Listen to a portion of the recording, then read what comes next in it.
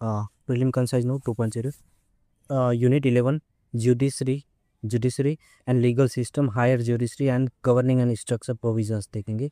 उच्चतर न्यायपालिका और उच्चतर न्यायपालिका से संबंधित संवैधानिक प्रावधान देखेंगे। सबसे पहले देखेंगे कानून और नियम, फिर सुप्रीम कोर्ट के मामले।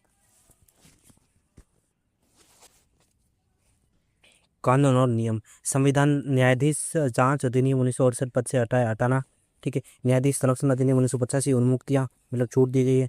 और सुप्रीम कोर्ट के न्यायाधीशों की संख्या अधिनियम 1956, सुप्रीम कोर्ट के न्यायाधीश वेतन और सेवा शर्तें अधिनियम 1958, हाई कोर्ट के न्यायाधीश वेतन और की सेवा शर्तें अधिनियम 1954, और न्यायालय अवमानना अधिनियम 1971, ठीक है। वाणिज्यिक न्यायालय अधिनियम 2015, ठीक है। सुप्रीम कोर्ट के मामले, इंडियन रीयूनियन विशेष संदर्भ संख्या 1998 और प्रक्रिया ज्ञापन, सुप्रीम कोर्ट हाई कोर्ट में न्यायिक नियुक्तियों के लिए नियमों और प्रक्रियाओं की सूची जिसे सरकार और न्यायपालिका द्वारा संयुक्त रूप से तैयार किया गया है और जो तीसरे न्यायाधीश मामलों पर आधारित है। हुर्रा बनाम हुर्रा 2002 उपचारात्मक याचिका है ये, ठीक है। तो बात न्यायिक नियम, सुप्रीम कोर्ट द्वारा प्रक्रियाओं को नियंत्रित करने वाले बनाए गए नियम, ठीक है। और राष्ट्रपति की मंजूरी के बाद सुप्रीम कोर्ट नियम 2013। परंपराएं, सुप्रीम कोर्ट संख्या, संसद, शक्ति और सेवा शर्तें, वो भी संसद बनाएगी। हाई कोर्ट राष्ट्रपति, ठीक है। और शक्ति और सेवा की शक्ति की शर्तें संसद और राज्य विधानमंडल। अब देखते हैं श्रेणी कानून और नियम, लॉज एंड रूल्स, मुख्य विवरण और प्रावधान। कानून और नियम, संविधान, मौलिक ढांचा और प्रावधान, न्यायाधीश जांच अधिनियम 1968 पद से हटाने की प्रक्रिया, न्यायाधीश संरक्षण अधिनियम 1985, न्यायिक उन्मुक्तियाँ, ये वही है जो हमने पढ़ा ऊपर, ये वाणिज्यिक कितनी थी, ये भी वही सुप्रीम कोर्ट के मामले जो अनुवाद दिए गए। तो यहाँ पे देखते हैं सुप्रीम कोर्ट के महत्वपूर्ण फैसले। इन इंडियन यूनियन विशेष संदर्भ संख्या 1998, तीसरा न्यायाधीश मामला, थर्ड जजेस केस 30, और प्रक्रिया ज्ञापन, memorandum of process MOP, supreme court या हाई कोर्ट में न्यायिक उन्मुक्तियों के लिए नियमों की सूची, ये सरकार और न्यायपालिका द्वारा संयुक्त रूप से तैयार किया गया है और तीसरे न्यायाधीश मामले पर आधारित है। हुर्रा बनाम हुर्रा 2002 उपचारात्मक याचिका है, क्यूरेटिव पिटिशंस की अवधारणा दी गई। हुर्रा बनाम हुर्रा 2002। न्यायिक नियम, जुडिशल रूल्स, सुप्रीम कोर्ट द्वारा आंतरिक प्रक्रियाओं के लिए बनाए गए नियम, राष्ट्रपति की स्वीकृति के बाद सुप्रीम कोर्ट नियम 2013 लागू। परंपराएं और शक्तियाँ क्या है, कन्वेंशंस, उच्चतम न्यायालय सुप्रीम कोर्ट में संख्या, स्ट्रेंथ संसद द्वारा निर्धारित की जाती है। ये क्या है, तो वो संविधान में कहीं भी स्पष्ट नहीं किया गया, ये ओनली फॉर क्या है, कन्वेंशन है, परंपरा है, ट्रेडिशंस है, ठीक है। यानी कि संख्या है वो कौन निर्धारित करेगा, संसद निर्धारित करेगी। संख्या, स्ट्रेंथ है वो संसद द्वारा निर्धारित, शक्ति और सेवा शर्तें संसद के अधीन, उच्च न्यायालय हाई कोर्ट, संख्या स्ट्रेंथ राष्ट्रपति द्वारा निर्धारित, शक्तियाँ और सेवा शर्तें संसद राज्य विधानमंडल के अधीन है, ठीक है। अब तुलनात्मक विवरण, उच्चतम न्यायालय और उच्च न्यायालय, विवरण, क्राइटेरिया, उच्चतम न्यायालय, सुप्रीम कोर्ट और हाई कोर्ट, उच्च न्यायालय में देखते हैं। नियुक्ति जो राष्ट्रपति द्वारा सुप्रीम कोर्ट हाई कोर्ट के न्यायाधीशों के परामर्श के बाद आर्टिकल 124 के तहत की जाती है, ठीक है। और वहाँ पे हाई कोर्ट में, उच्च न्यायालय में राष्ट्रपति द्वारा की जाती है, चीफ जस्टिस ऑफ इंडिया और संबंधित राज्य के राज्यपाल और संबंधित हाई कोर्ट के मुख्य न्यायाधीश के परामर्श के बाद 217 में, ठीक है। शपथ राष्ट्रपति के समक्ष तीसरी अनुसूची के अनुसार।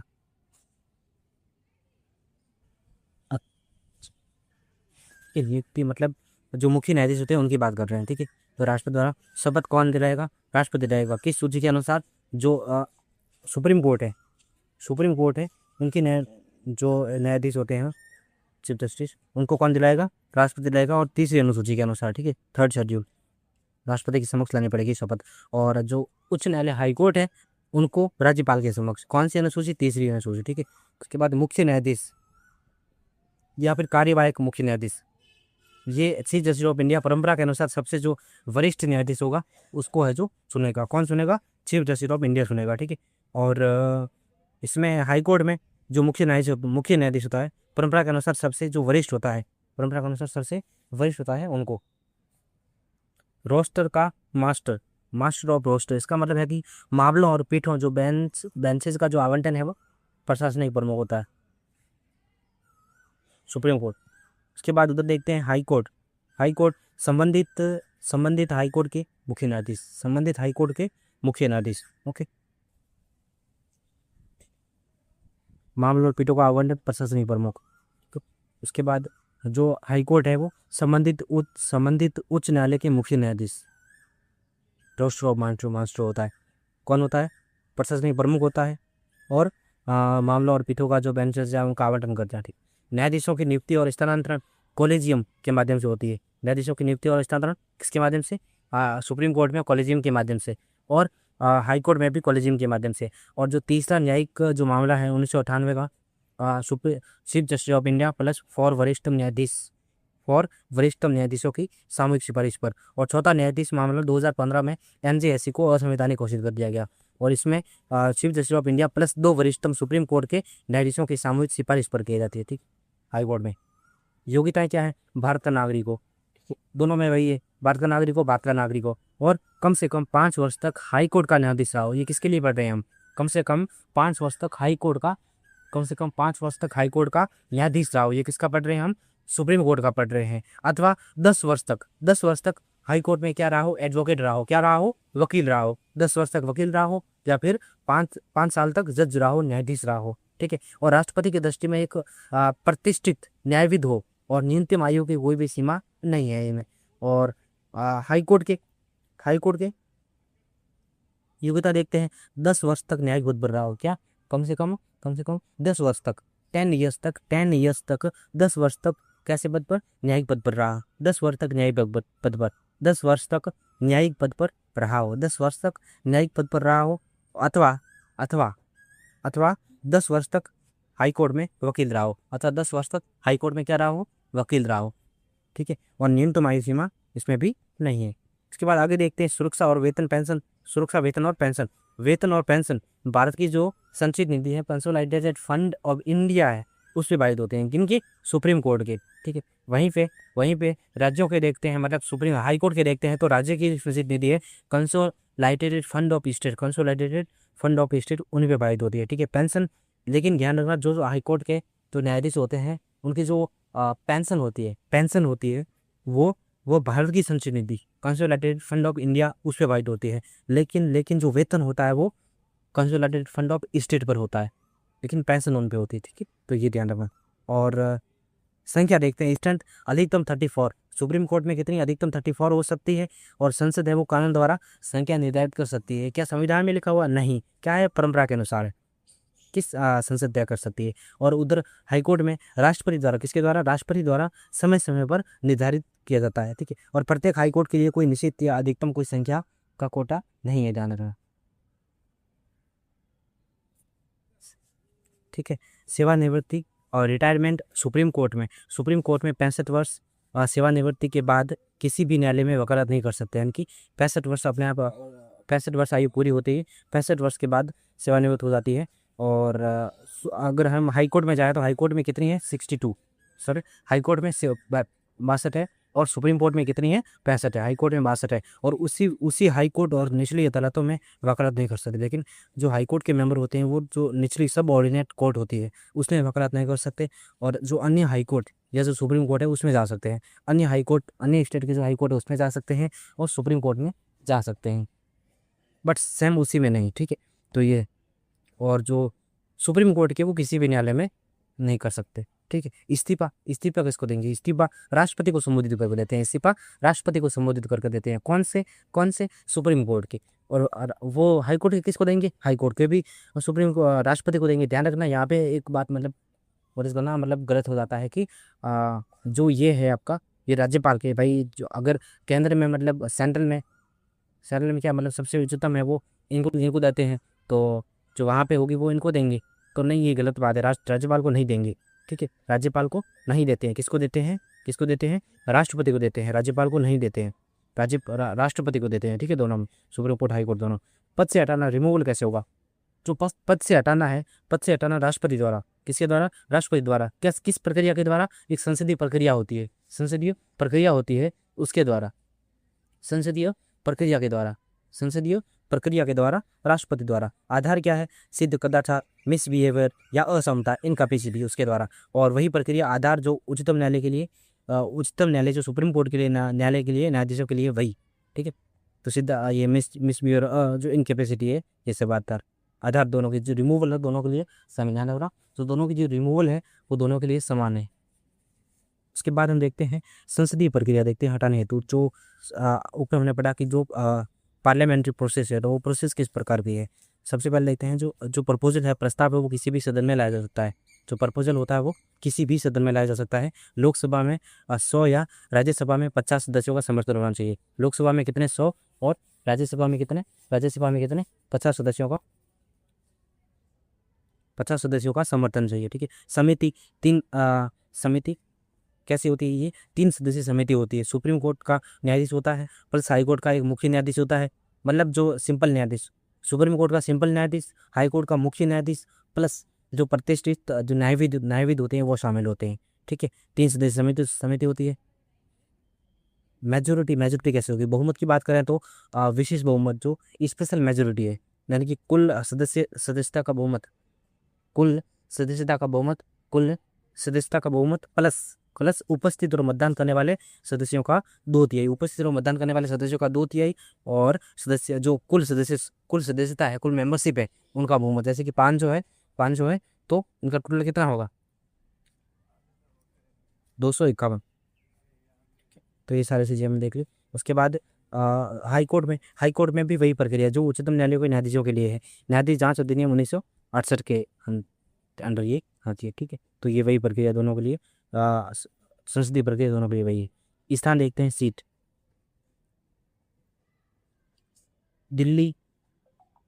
चीफ जस्टिस ऑफ इंडिया राष्ट्रपति की पूर्व स्वीकृति से इसे बदल सकते हैं। ठीक है, बदल सकते हैं। कौन? चीफ जस्टिस ऑफ इंडिया राष्ट्रपति की सिफारिश से, राष्ट्रपति की पूर्व स्वीकृति से इसे बदल सकते हैं और अन्य स्थान चुन सकते हैं। ठीक है, और प्रत्येक राज्य के लिए एक हाई कोर्ट। प्रत्येक राज्य के लिए every state should have 1 high court. संसद कानून द्वारा या 2 या अधिक राज्यों के लिए साझा हाई कोर्ट भी बना सकती है। कौन? संसद। कैसे बनाएगी? कानून बनाकर बनाएगी। ठीक है, तो ये सारी की सीट का। उसके बाद प्रिविलेज देखते हैं, यानी कि विशेषाधिकार क्या है?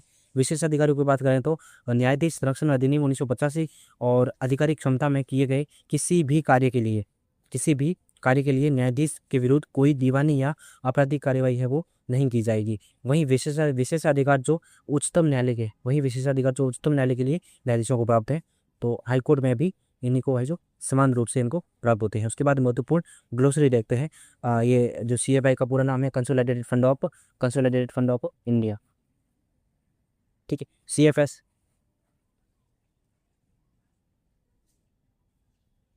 Consolidated fund of state. ठीक है, और NJSC ये देखा हमने, नेशनल जुडिशियल अपॉइंटमेंट कमीशन। और कॉलेजियम न्यायाधीशों का एक समूह जो नियुक्तियों का निर्णय लेता है। ठीक है, ये देखा उच्च न्यायालय के न्यायिक स्वतंत्रता और जवाबदेही देखते हैं। हाई कोर्ट न्यायिक स्वतंत्रता और जवाबदेही। ठीक है, उच्च न्यायालय न्यायिक स्वतंत्रता और जवाबदेही। न्यायिक स्वतंत्रता भारतीय लोकतंत्र का एक आधारभूत स्तंभ है। इसे निम्नलिखित 4 प्रमुख श्रेणियों में विभाजित किया जा सकता है। पहला है स्ट्रक्चरल या इंस्टीट्यूशनल लिबर्टी, संरचनात्मक या संस्थानिक स्वतंत्रता। यह न्यायपालिका के एक स्वतंत्र अंग के रूप में अस्तित्व को है जो सुरक्षित करती है। शक्तियों का पृथक्करण, सेपरेशन ऑफ पावर। क्या है? Separation of power. आर्टिकल 50 के तहत न्यायपालिका को कार्यपालिका से अलग रखा गया है। न्यायाधीश विधायिका और कार्यपालिका का हिस्सा नहीं होते हैं। कार्यकाल की सुरक्षा, आर्टिकल 124 भाग 4 और 217 के तहत सुप्रीम कोर्ट और हाई कोर्ट के न्यायाधीशों को महाभियोग इम्पीचमेंट सिर्फ उनसे हटाया जा सकता है। बाकी इनके अलावा किसी भी तरीके से अन्य प्रक्रिया से नहीं हटाया जा सकता। और वित्तीय स्वायत्तता का मतलब है कि न्यायाधीशों के वेतन भारत की संचित निधि कंसोलिडेटेड फंड ऑफ इंडिया पर भारित होते हैं। और आर्टिकल 125 125 और 221 221 के अनुसार वित्तीय आपातकाल को छोड़कर उनके वेतन में उनके वेतन में उनके कार्यकाल के दौरान कोई हानिकारक परिवर्तन नहीं किया जा सकता। नियुक्ति की प्रक्रिया, कॉलेजियम प्रणाली, दूसरे और तीसरे न्यायाधीश मामले के माध्यम से नियुक्तियों और स्थानांतरण में न्यायपालिका को प्राथमिकता प्राइमेसी दी गई है। निश्चित सेवा शर्तें, आर्टिकल 125 और 221 ये सुनिश्चित करते हैं कि न्यायाधीशों के वेतन भत्ते और अधिकार उनके कार्यकाल के दौरान कम नहीं किए जा सकते। ठीक है, कौन से article 125 supreme court and article 221 high court के लिए। कार्यात्मक संरचना भी, यह न्यायाधीशों को बिना किसी बाहरी दबाव के कार्य करने की अनुमति देती है। न्यायिक कार्यों में कोई हस्तक्षेप नहीं। आर्टिकल 141 के तहत अदालतों को ये निर्देश दिया जा सकता है कि वे किसी मामले का निर्णय कैसे करें। न्यायालय की कार्यवाही पर नियंत्रण, न्यायाधीशों के पास प्रक्रिया, अवमानना, शक्तियों और मामलों की लिस्टिंग आदि पर पूर्ण नियंत्रण होता है। ओके, और ये कार्यात्मक स्वतंत्रता, ये न्यायाधीशों को बिना किसी बाहरी दबाव के कार्य करने की अनुमति देता है। न्यायिक कार्यों में कोई हस्तक्षेप नहीं। आर्टिकल 141 आर्टिकल 141 141 के तहत अदालतों को ये निर्देश दिया जा सकता है कि वे किसी मामले का निर्णय कैसे करें। तो ये सारी हमने चीज़ें देखी है। और न्यायालय की कार्यवाही पर नियंत्रण, न्यायाधीशों के पास प्रक्रिया, अवमानना, शक्ति और मामलों की लिस्टिंग आदि पर पूर्ण नियंत्रण होता है। न्यायिक आचरण पर चर्चा का निषेध, अनुच्छेद 121 और 211 के तहत महाभियोग के अलावा संसद या राज्य विधानमंडलों में किसी न्यायाधीश के आचरण पर चर्चा नहीं की जा सकती। इसे न्यायाधीश जांच अधिनियम 1968 के द्वारा सशक्त किया गया है। शक्तियाँ और क्षेत्राधिकार, संसद सर्वोच्च न्यायालय की शक्तियों और क्षेत्राधिकार को बढ़ा तो सकती है, लेकिन उन्हें कम कर्टेल नहीं कर सकती।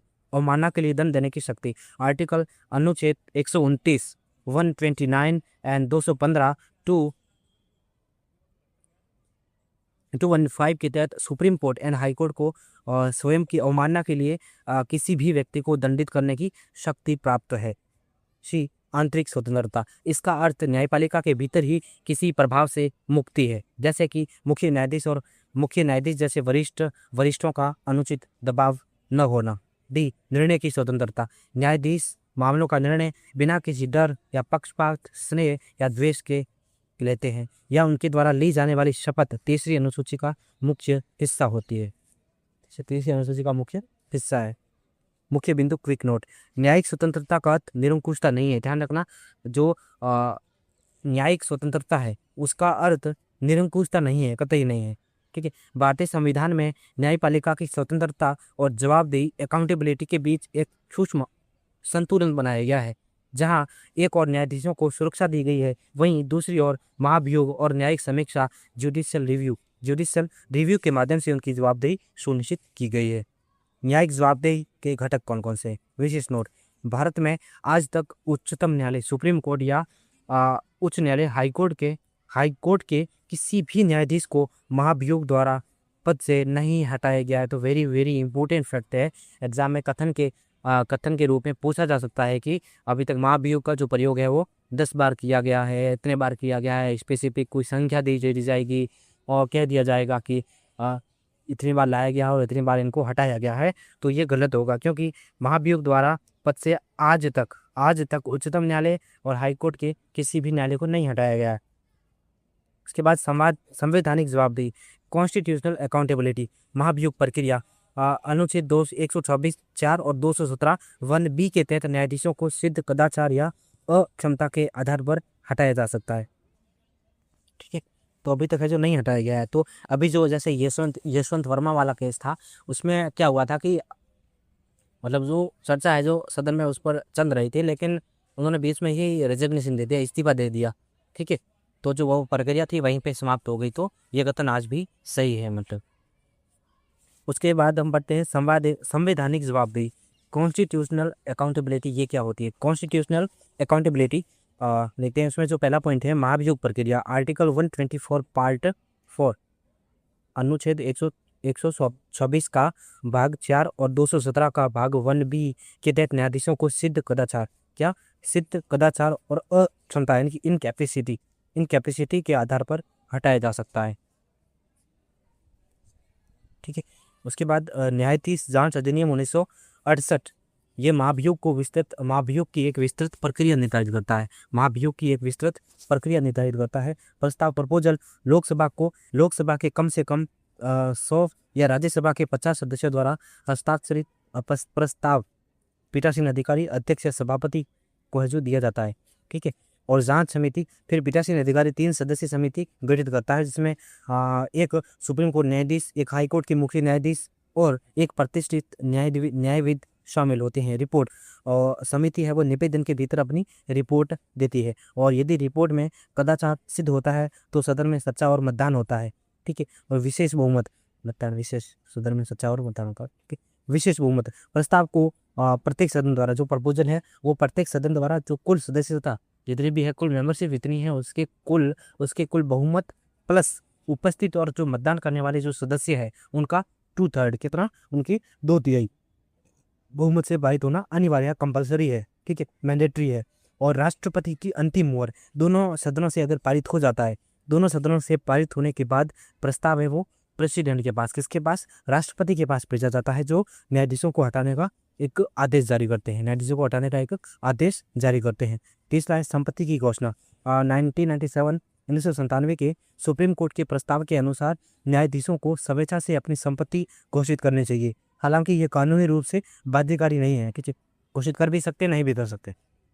चौथा, निचली न्यायपालिका पर नियंत्रण। आर्टिकल 235 के तहत अनुच्छेद 235 अनुच्छेद 235 के तहत उच्च न्यायालय यानी कि हाई कोर्ट को अधीनस्थ न्यायालयों पर जो प्रशासनिक, जो एडमिनिस्ट्रेटिव कंट्रोल है उसकी शक्ति दी गई है। ठीक है। और जो लोअर लेवल है उसके स्तर पर जो अकाउंटेबिलिटी है वो सुनिश्चित करते हैं। ठीक है। नेक्स्ट हम देखते हैं संस्थानिक जवाबदेही, इंस्टीट्यूशनल अकाउंटेबिलिटी। ये क्या होती है? इसमें इन हाउस प्रक्रिया होती है। कैसे होती है? इन हाउस प्रोसीजर होती है। इसमें शिकायतों का जो आंतरिक जांच के लिए न्यायपालिका द्वारा एक स्वयं स्थापित तंत्र होता है। इसमें के वीरा स्वामी बनाम भारत संघ इंडियन रीयूनियन 1991 का जो सुप्रीम कोर्ट ने निर्णय दिया था कि न्यायाधीशों के खिलाफ, जो न्यायाधीश होते हैं उनके अगेंस्ट कोई भी इंक्वायरी या जांच शुरू करने के लिए चीफ जस्टिस ऑफ इंडिया है, उनकी जो पूर्व अनुमति है, जो प्रायर रिकमेंडेशन होती है किसकी, चीफ जस्टिस ऑफ इंडिया की, वो अनिवार्य है। ठीक है। किस केस में कहा था? वीरा स्वामी बनाम भारत संघ 1991 का मामला था, उसमें कहा था। कार्यप्रणाली क्या होगी?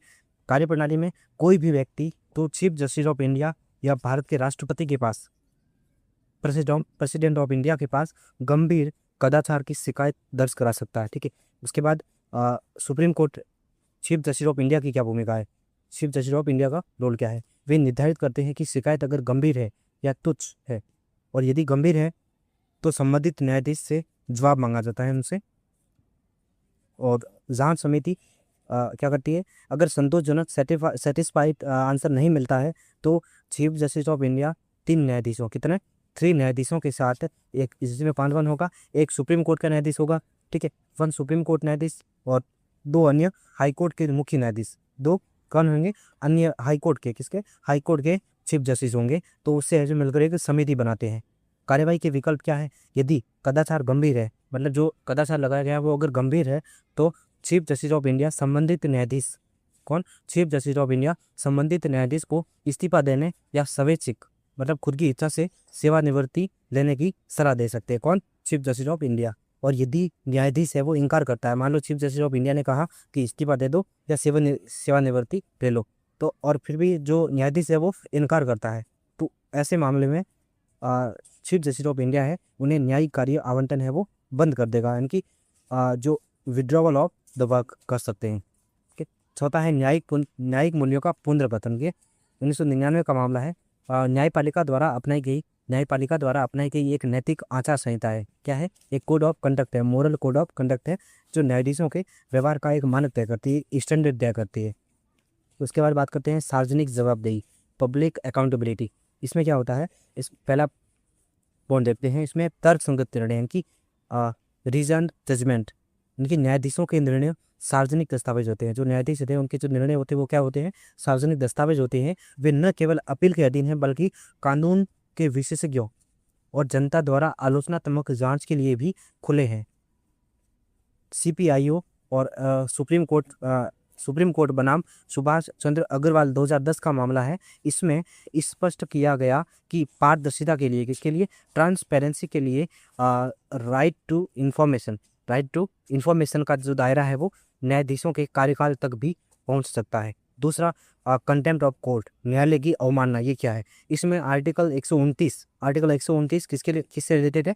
सुप्रीम कोर्ट से रिलेटेड है। और दूसरा है 215, ये हाई कोर्ट है, उससे रिलेटेड है, राज्यों में। ठीक। और अनुच्छेद 129 और 215 के तहत ये शक्ति अदालत की जो गरिमा है, अदालत की गरिमा उसकी रक्षा के लिए है। लेकिन इसका बहुत अधिक उपयोग है वो सार्वजनिक आलोचना को भी है जो सीमित कर सकता है।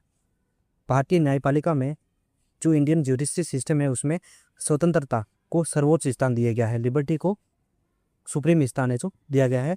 और इसलिए जो अकाउंटेबिलिटी होती है, जवाबदेही के जो तंत्र है, जैसे महाभियोग है, इम्पीचमेंट को अत्यंत जटिल बनाया गया है ताकि राजनीतिक दबाव का उपयोग न हो सके, यानी कि इसका जो महाभियोग है, इम्पीचमेंट है, उसका राजनीतिक लाभ के लिए कोई दुरुपयोग न कर सके। और यही कारण है कि इन हाउस प्रोसीजर जैसे आंतरिक सुधार वर्तमान में अधिक प्रभावी माने जाते हैं, अधिक इफेक्टिव माने जाते हैं। उसके बाद देखते हैं उच्च न्यायपालिका। इसमें सहायक और अतिरिक्त न्यायाधीशों के प्रकार देखते हैं। प्रकार यहाँ पे देखते हैं हम सुप्रीम कोर्ट और ये हाई कोर्ट। एड होक न्यायाधीश क्या होते हैं? तदर्थ जो न्यायाधीश होते हैं वो क्या होते हैं? तो तदर्थ न्यायाधीश पढ़ते हैं, सबसे पहले पढ़ते हैं सुप्रीम कोर्ट में आर्टिकल 127 के तहत। कारण क्या है? कोरम। अगर कोरम के लिए न्यायाधीशों की कमी होती है, किसके लिए? कोरम के लिए न्यायाधीशों की कमी होती है। योग्यता क्या है? एबिलिटी की बात करें तो किसी भी हाई कोर्ट का जो मौजूदा जो न्यायाधीश होता है, किसी भी हाई कोर्ट का मौजूदा न्यायाधीश जो सुप्रीम कोर्ट न्यायाधीश बनने योग्य हो। ठीक है। स्थिति क्या है? सुप्रीम कोर्ट न्यायाधीशों के समान शक्तियां और विशेषाधिकार लागू हैं। सुप्रीम कोर्ट न्यायाधीशों के समान शक्तियां और विशेषाधिकार मिलते हैं। ठीक है। प्रक्रिया क्या है? राष्ट्रपति की सहमति और संबंधित हाईकोर्ट के मुख्य न्यायाधीश के परामर्श के बाद ही चीफ जस्टिस ऑफ इंडिया लिखित अनुरोध कर सकते हैं। ठीक है।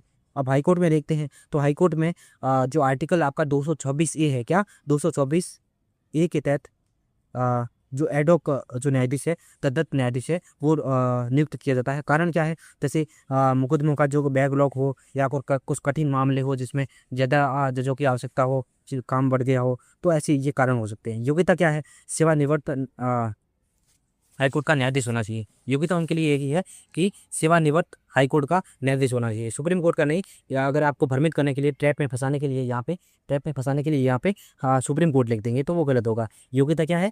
सेवानिवृत्त हाईकोर्ट न्यायाधीश होना चाहिए, इसका उच्च न्यायालय का। ठीक है। उच्च न्यायालय का। और हमने देखा कि सुप्रीम कोर्ट में सुप्रीम कोर्ट में किसी हाईकोर्ट का मौजूदा न्यायाधीश हो सकता है। किसी हाईकोर्ट का, कोई भी हाईकोर्ट है उसका जो मौजूदा सदस्य है वो हो सकता है। और जो सुप्रीम कोर्ट न्यायाधीश बनने योग्य हो, जिनकी एबिलिटी सुप्रीम कोर्ट न्यायाधीश बनने के लिए हो, जिनकी जो एबिलिटी है वो सुप्रीम कोर्ट न्यायाधीश बनने की हो, तो वो है जो एडहॉक जज है वो सुप्रीम कोर्ट में बन सकता है। ठीक है। स्थिति देखते हैं हाईकोर्ट वाले की। एडहॉक जो न्यायाधीश होता है उसमें स्थिति देखते हैं हाईकोर्ट में। हाईकोर्ट न्यायाधीश के समान जो लाभ मिलते हैं लेकिन तकनीकी रूप से न्यायाधीश नहीं माने जाते। ध्यान रखना, लाभ तो मिलते हैं, स्थिति तो वैसे होती है लेकिन लाभ नहीं मिलते हो, लाभ तो मिलते हैं लेकिन तकनीकी रूप से उनको न्यायाधीश नहीं कहा जाता, तकनीकी रूप से न्यायाधीश नहीं माने जाते हैं। ठीक है।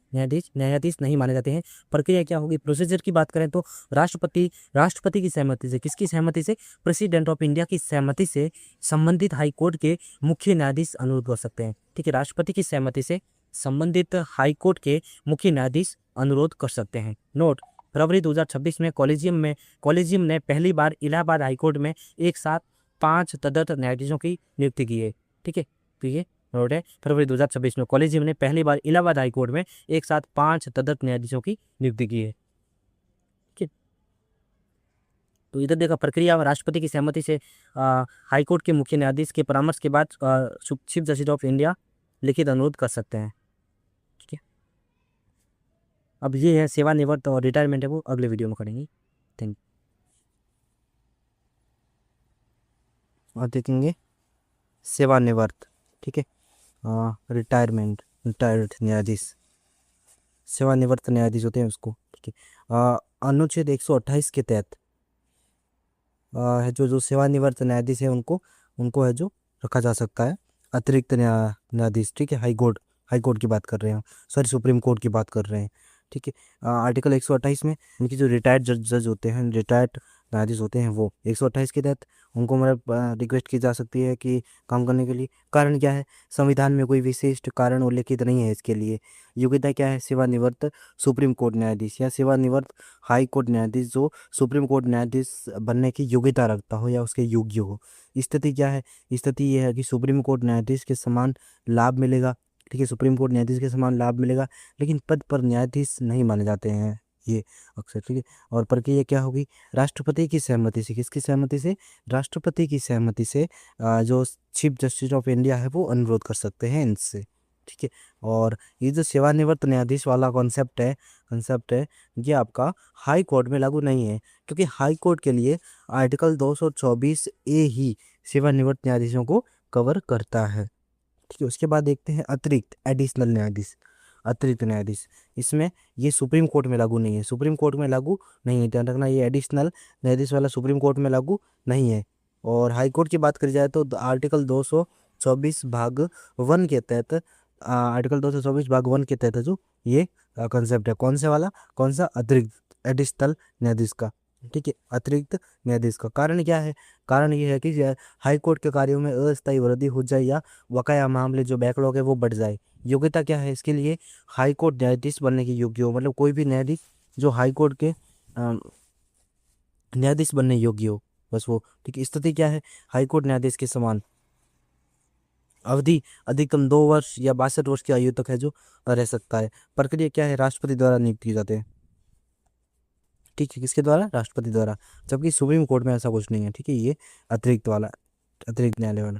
उसके बाद कार्यकारी या एक्टिंग न्यायाधीश देखते हैं, ये सुप्रीम कोर्ट में आपका लागू नहीं है, ठीक है। जो कार्यकारी न्यायाधीश और अतिरिक्त न्यायाधीश है, एक्टिंग और एडिशनल जज है, वो इसमें लागू नहीं होते हैं, किसमें, सुप्रीम कोर्ट में लागू नहीं होते हैं। जबकि जो एक्टिंग न्यायाधीश है, कार्यकारी न्यायाधीश, वो हाई कोर्ट में कंसेप्ट है। ये आर्टिकल कौन सा है, आर्टिकल आर्टिकल 224 भाग 2 के अंतर्गत है, वो पहले 224 भाग 1 के अंदर कौन, एडिशनल न्यायाधीश, ठीक है। और जो एक्टिंग न्यायाधीश है या कार्यकारी न्यायाधीश है वो किसमें है, 224 भाग 2 के अंतर्गत है। कारण क्या है, जब कोई मौजूदा हाई कोर्ट न्यायाधीश अनुपस्थित हो, कोई भी मौजूदा हाई न्यायाधीश है वो अनुपस्थित हो और कोटा पूरा नहीं हो, तो है जो तब है जो निवेदन किया जा सकता है।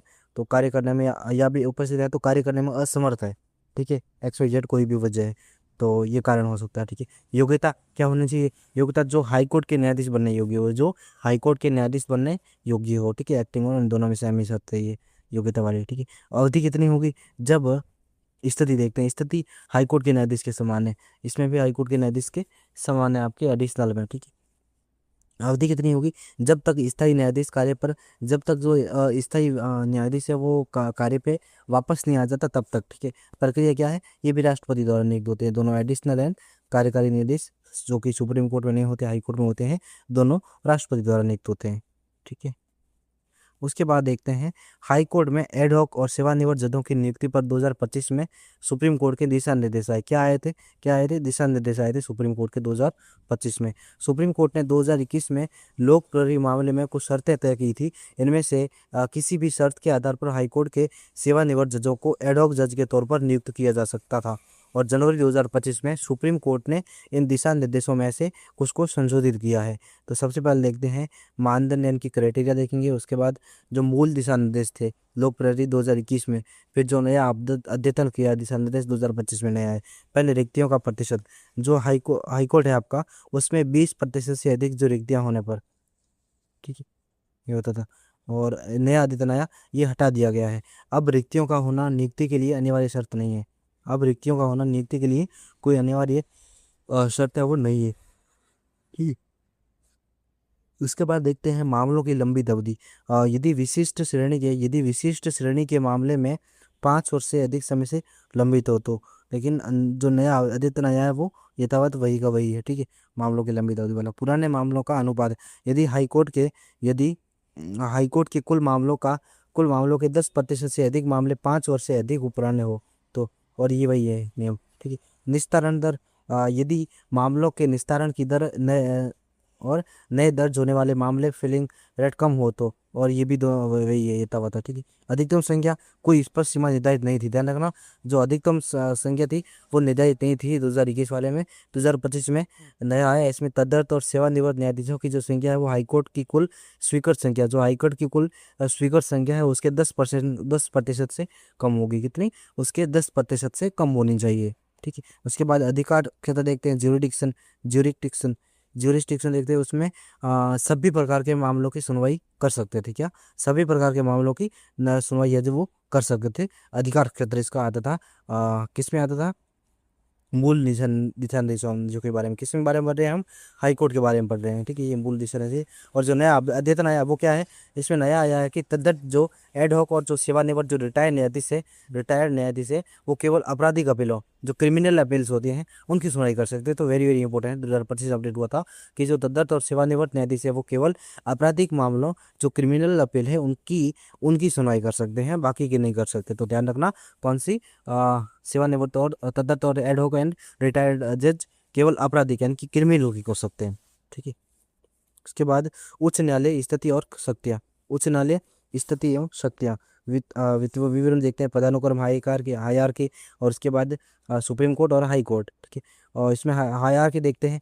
आर्टिकल 141, सुप्रीम कोर्ट के निर्णय उच्च पीठों को छोड़कर सभी न्यायालयों पर बाध्यकारी है। 141 में कहा गया है कि सुप्रीम कोर्ट के जो निर्णय हैं वो उच्च पीठों को छोड़कर सभी न्यायालयों पर बाध्यकारी है। उच्च पीठ मतलब सुप्रीम कोर्ट की खुद की होती है, मतलब जो अपने खुद के फैसलों को भी बदल सकती है, तो वो है जो उच्च पीठ होती है। लेकिन उसके नीचे के जो भी हाई कोर्ट है, सब ऑर्डिनेट कोर्ट है, वो सभी उन सभी पर है जो 141 लागू होता है। और आर्टिकल 144 144, सभी नागरिक और न्यायिक अधिकारी सुप्रीम कोर्ट की सहायता करेंगे। 144 में कहा गया है कि सभी नागरिक और न्यायिक अधिकारी वो सुप्रीम कोर्ट की सहायता करेंगे। ठीक है, ये तो पदानुक्रम देखा। उसके बाद ये सुप्रीम कोर्ट का देखा हमने, हाई कोर्ट का देखते हैं। हाई कोर्ट में आर्टिकल 227 है, ये क्या कहता है कि हाई कोर्ट के पास अपने अधिकार क्षेत्र के सभी न्यायालयों पर अध्यक्ष यानी कि सुपरिटेंडेंस हो की शक्ति है। सुपरिटेंडेंट की शक्ति यानी कि जो उनके अधिकार जो जुरिडिक्शन में आते हैं, जो भी एरिया, और उन एरिया में जो भी आपका जो अधीनस्थ न्यायालय है उन पर उनकी शक्ति है। ठीक है, और अनुच्छेद 235 ये क्या कहता है? ये कहता है कि हाईकोर्ट के जो अधीनस्थ न्यायालय है, हाईकोर्ट के अधीनस्थ न्यायालयों का प्रशासन करेगा। हाईकोर्ट अधीनस्थ न्यायालयों का क्या प्रशासन करेगा? ठीक है, अभिलेख न्यायालय, कोर्ट ऑफ रिकॉर्ड। अनुच्छेद 129, सुप्रीम कोर्ट एक अभिलेख न्यायालय। सुप्रीम कोर्ट क्या है? एक अभिलेख न्यायालय। आर्टिकल कौन सा है? 129 है। ठीक है, और इसके सभी निर्णय अनंत काल तक सुरक्षित रखे जाते हैं। इसके जितने भी निर्णय होते हैं वो अनंत काल तक, कब तक? अनंत काल तक सुरक्षित रखे जाते हैं। ठीक है, और आर्टिकल 215 इसमें है कि हाईकोर्ट एक अभिलेख न्यायालय। हाईकोर्ट एक अभिलेख न्यायालय किसमें? आर्टिकल 215। और सुप्रीम कोर्ट 129, 215 में हाई कोर्ट। अवमानना, कंटेप्ट, अनुच्छेद 129 और 142, स्वयं की अवमानना, स्वयं की अवमानना के लिए दंड देने की शक्ति। सिविल अवमानना, आदेश की अवज्ञा करना, जो भी आदेश दिया गया उसकी पालना नहीं करना, तो वो सिविल अवमानना कहलाती है। आपराधिक अवमानना क्या है? न्यायालय या न्यायाधीश का जो अपमान करना या बाधा डालना कार्य में, तो वो होती है आपराधिक अवमानना। और वहीं पे हम हाईकोर्ट में देखते हैं तो आर्टिकल 215 में कहा गया है कि संयम या अधीनस्थ न्यायालयों की अवमानना के लिए दंड देने की शक्ति है। संयम या अधीनस्थ न्यायालय जो सब ऑर्डिनेंस कोर्ट होते हैं, उनको दंड देने की शक्ति होती है। ये मतलब अगर वो अवहेलना करते हैं तो उनको दंड देने की। ठीक है, अवमानना अधिनियम 1976 में ये स्पष्ट किया गया। ठीक है, अवमानना अधिनियम 1976। नेक्स्ट देखते हैं अवमानना की प्रक्रिया क्या होगी। ठीक है, अब देखते हैं अवमानना की प्रक्रिया। न्यायालय के बाहर अवमानना, सुप्रीम कोर्ट नियम 2013 के तहत, सुप्रीम कोर्ट नियम 2013। ठीक है, और न्यायालय के बाहर अवमानना सुप्रीम कोर्ट नियम 2013 सुओ मोटो यानी कि स्वतः संज्ञान ले सकती है महान्यायवादी यानी कि जो अटॉर्नी जनरल है उसकी याचिका पर। और तीसरा, किसी व्यक्ति द्वारा आपराधिक मामले में अटॉर्नी जनरल की लिखित सहमति अनिवार्य। ठीक है, और वहीं हाईकोर्ट में कहते हैं तो सुओ मोटो मतलब स्वतः संज्ञान अनुच्छेद 226 और 227 के तहत सुओ मोटो की शक्ति प्राप्त है। और आदेशों की अवज्ञा या सिविल और अपमान और आपराधिक पर कार्यवाही।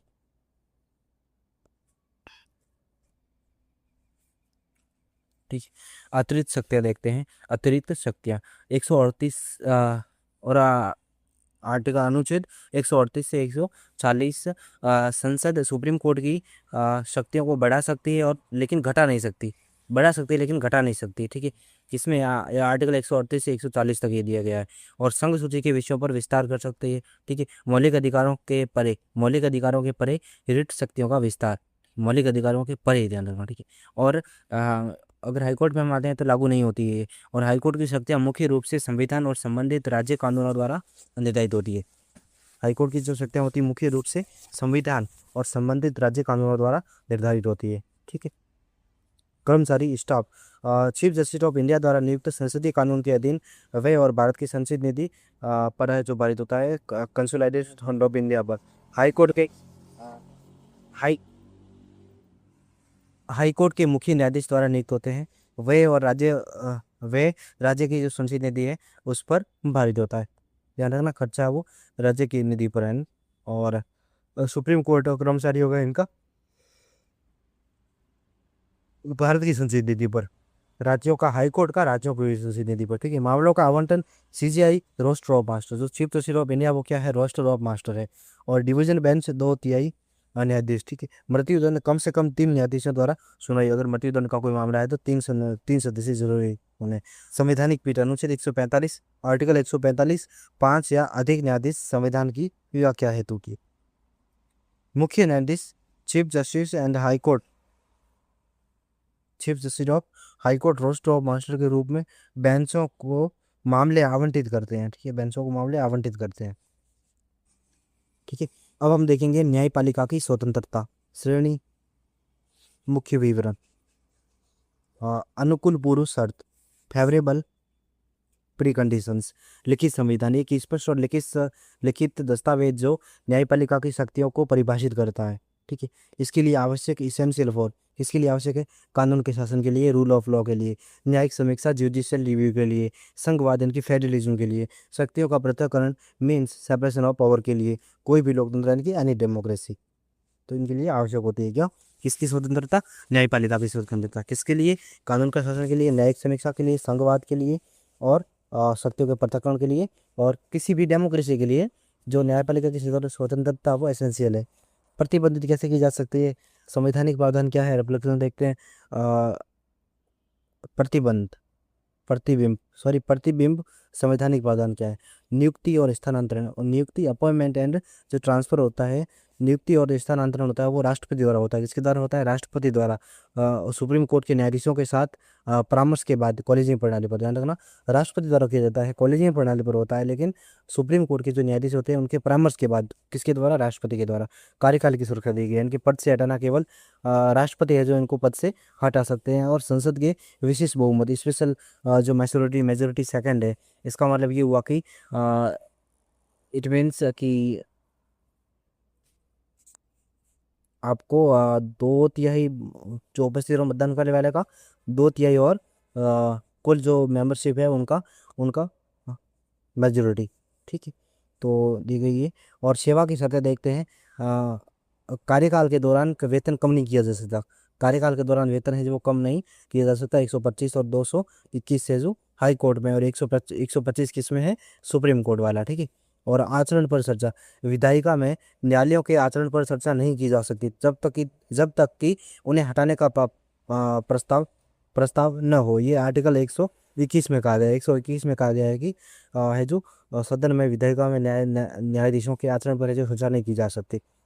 हाँ, अगर की जा सकती है, अगर उनको हटाने का जो प्रावधान है वो विचाराधीन है तो। ठीक है। और अवमानना के लिए दंड, स्वयं की अवमानना के लिए दंड देने की शक्ति है। प्रशासन, न्यायालय के कर्मचारियों का प्रशासन भर्ती न्यायपालिका है वो स्वयं करती है। पृथक्करण, न्यायपालिका को कार्यपालिका से अलग रखना। आर्टिकल 50 डीपीएसपी शक्तियाँ, संसद केवल सुप्रीम कोर्ट की शक्तियों को बढ़ा सकती है। जो संसद है, पार्लियामेंट है, वो सुप्रीम कोर्ट की शक्तियों को ओनली एंड ओनली बढ़ा सकती है, उन्हें कम नहीं कर सकती। ठीक है।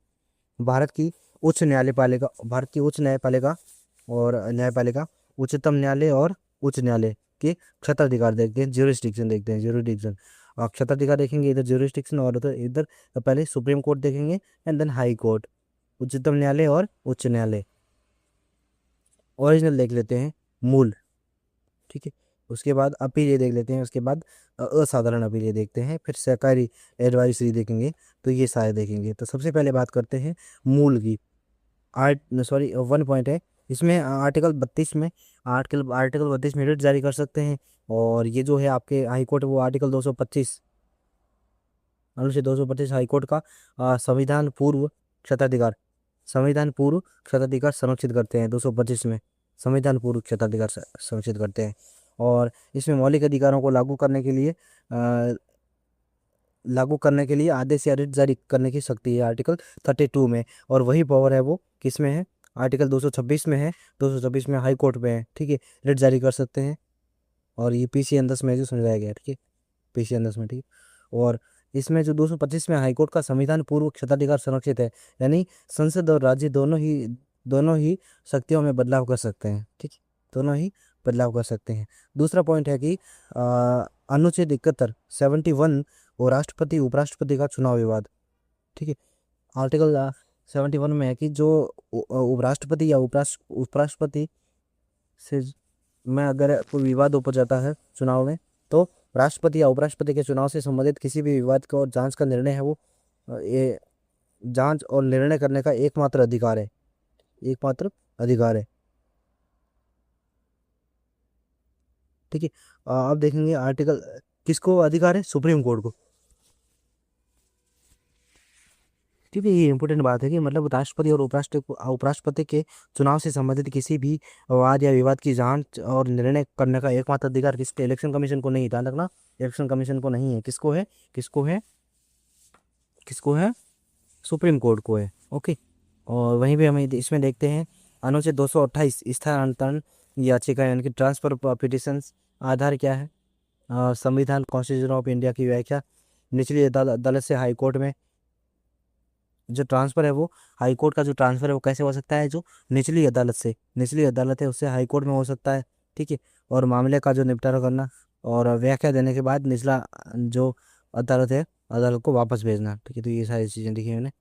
और यहाँ पे देख लेते हैं 71 में उन्होंने देखा कि चुनाव संबंधित कोई भी विवाद है तो मतलब सुप्रीम कोर्ट के द्वारा सुलझाया जाएगा, ठीक है, एकमात्र अधिकार है उनको। और तीसरा पॉइंट है कि आर्टिकल 138 131 इसमें मूल क्षताधिकार आते हैं, क्या आते हैं, मूल क्षताधिकार आते हैं, यानी कि केंद्र राज्य विवाद आते हैं। आधार क्या है, ग्राउंड्स की बात करें तो भारत सरकार बनाम कोई एक या अधिक राज्य, ठीक है, तो ये मूल क्षताधिकार है। एक तरफ भारत सरकार और कोई राज्य, और तथा दूसरी तरफ एक या अधिक अन्य राज्य, और दो या दो से अधिक राज्यों के बीच कानून विवाद, तो इस प्रकार के विवाद आते हैं, ये 131 के अंतर्गत सुलझाए चलते हैं। सीमाएं देखते हैं, लिमिटेशन की बात करें तो 131 का जो परंतुक परंतुक 262 280 290, ठीक है। संविधान लागू होने से पहले कानूनी संधियां या समझौते और अंतर्राज्यीय जल विवाद, अनुच्छेद 262 वित्त आयोग से संबंधित मामले 280 संघ और राज्यों के बीच खर्चों या पेंशन का समायोजन, ये आर्टिकल 290। चौथा अनुच्छेद 139A स्थानांतरण याचिका, ट्रांसफर पिटिशंस, आधार क्या है, जब विभिन्न अदालतों में कानून के एक जैसे महत्वपूर्ण प्रश्न लंबित हो, किसी मामले को हाई कोर्ट से सुप्रीम कोर्ट में मंगाना, सुप्रीम कोर्ट की एक बेंच ए से दूसरी बेंच बी में स्थानांतरण करना, कानून के बिंदु पर निर्णय लेने के बाद सुप्रीम कोर्ट मामले को वापस संबंधित अदालत में भेजता है। न्याय के हित में स्थानांतरण, हाई कोर्ट से हाई कोर्ट। CPC सिविल जो प्रोसीजर कंडक्ट है, सिविल प्रक्रिया संहिता, CPC राज्य ए, मान लें राज्य ए है, ए के हाई कोर्ट या दीवानी न्यायालय से राज्य बी के न्यायालय में मामले का स्थानांतरण करना है। BNS भारतीय न्याय संहिता, भारतीय नागरिक सुरक्षा संहिता, भारतीय नागरिक सुरक्षा संहिता, BNSS भारतीय नागरिक सुरक्षा संहिता, इसमें राज्य ए के हाई कोर्ट या आपराधिक न्यायालय से राज्य बी के न्यायालय में मामले का स्थानांतरण, ये सब पढ़ा है। उसके बाद देखते हैं अपील, ये देखते हैं, ये जो पेज नंबर 12 है, पेज नंबर 12 से कल शुरू करेंगे वापस यहाँ से, अपीलिएट, ठीक है, नैना रिव्यू, थैंक यू। अब हम पढ़ेंगे, ऊपर हमने देखो पढ़ा है, ये जो आपका जो मूल ओरिजिनल है वो देखा, ठीक है। अब इस वीडियो में हम अपीलियर जो मामले हैं, अपीलिएट, वो पढ़ेंगे। जो हाई कोर्ट है उसमें आता है आपका 132 आर्टिकल, ठीक है। अनुच्छेद 132 संविधान की व्याख्या या अनुच्छेद का कोई मामला है, और 133 में दीवानी अपील, जो दीवानी अपील होती है वो, ठीक है, सिविल, और सिविल अपील वो 133 में, और जो क्रिमिनल होती है आपराधिक अपील वो आती है 134 में, 134। और अपील के लिए और जो उच्च न्यायालय है हाई कोर्ट द्वारा अपील के लिए योग्य प्रमाण पत्र जारी करना आवश्यक होता है। मतलब अगर हाई कोर्ट है जो वो अपील के लिए प्रमाण पत्र ऐसे जारी करते हैं, तभी आप है जो इन आर्टिकल के अंदर मतलब सुप्रीम कोर्ट जा सकते हो। सिवाय इन परिस्थितियों के अगर इन परिस्थितियों के अलावा क्या है, वो दिया गया है 134 ए में दिया गया है, 134 ए में दिया गया क्या क्या है, दो स्थिति दी गई, कौन कौन सी है। पहली है कि जब हाई कोर्ट यानी कि उच्च न्यायालय ने निचली अदालत जो ट्रायल कोर्ट के बरी होने के आदेश को उलट दिया हो और मृत्युदंड सुनाया हो, तो वो आर्टिकल 34 में। और जब हाई कोर्ट यानी कि उच्च न्यायालय ने निचली अदालत के बरी करने के आदेश को उलट दिया हो और 10 वर्ष या उससे अधिक का कारावास सुनाया हो, तो। और उच्चतम न्यायालय आपराधिक अपीलीय क्षेत्राधिकार का विस्तार किया गया था 1970 में, तब है जो ये उनके अंदर अंतर्गत आता है, ठीक है। और उधर देखते हैं आपके किसकी बात करते हैं हम, उच्च न्यायालय की, हाई कोर्ट की। तो हाई कोर्ट में जो अपीलीय है वो अपील न्यायालय अधीनस्थ न्यायालय से अपीलें सुन सकती है। ओनली जो अपीलीय उनके जो अधीनस्थ न्यायालय होते हैं, सब ऑर्डिनेट कोर्ट होते हैं, उनकी अपीलें सुन सकती है, ठीक है, अपीलीय में। उसके बाद असाधारण अपील, असाधारण अपील 136 के अंतर्गत आती है, आर्टिकल 136 में आती है। और इनको विशेष अनुमति याचिका कहते हैं, यानी कि स्पेशल स्पेशल लिटिगेशन परमिशन होती है, एसएलपी। इसका किसी भी न्यायालय या अधिकरण के आदेश के विरुद्ध अपील पहले आती है। और दूसरा है यदि अपील उच्च न्यायालय यानी हाई कोर्ट से हो, यानी कि जो अपील होती है वो हाई कोर्ट से हो, तो किसी प्रमाण पत्र की आवश्यकता नहीं होती है। अगर अपील किसी हाई कोर्ट से हो तो प्रमाण की आवश्यकता नहीं होती है, क्योंकि वही प्रमाण होता है। लेकिन अगर हाई कोर्ट से निचले स्तर की है, तो फिर आपको है जो हाई कोर्ट से लिखवाना पड़ेगा प्रॉपर, ठीक है। और यदि उच्च न्यायालय प्रमाण पत्र देने से इनकार कर दे, तब भी इसका उपयोग किया जा सकता है। मतलब अगर हाई कोर्ट से अपील गई है और हाई को जो उच्च न्यायालय को प्रमाण पत्र देने से इनकार भी करता है, तब भी इसका उपयोग है वो किया जा सकता है। आधार क्या होता है, ग्राउंड की बात करें तो जो सारवान या गंभीर जो अन्याय है उनका मामला होना चाहिए। और याचिका को स्वीकार करने या न करने की शक्ति है वो सुप्रीम कोर्ट के पास है। जो वो लिटिगेशन है वो स्वीकार करनी है या नहीं करनी, ये पूर्णतया सुप्रीम कोर्ट का विवेकाधीन मामला है, ठीक है। और ये जो ध्यान रखना, हाई कोर्ट में ऐसा जो असाधारण अपील या अपील जैसा कुछ होता नहीं है, ओके। नेक्स्ट देखते हैं एडवाइजरी, सलाहकारी। सलाहकारी की बात करें तो आर्टिकल 143 में आता है, 143 आर्टिकल 143 राष्ट्रपति का संदर्भ, यानी कि प्रेसिडेंशियल रेफरेंस क्या होता है, प्रेसिडेंशियल रेफरेंस होता है। यानी कि जो सार्वजनिक महत्व के कोई भी मामले होते हैं, और तो जो उस पर और संविधान पूर्व वैधानिकताएं होती है, सुप्रीम कोर्ट जो प्रेसिडेंट है वो मांग सकता है सलाह।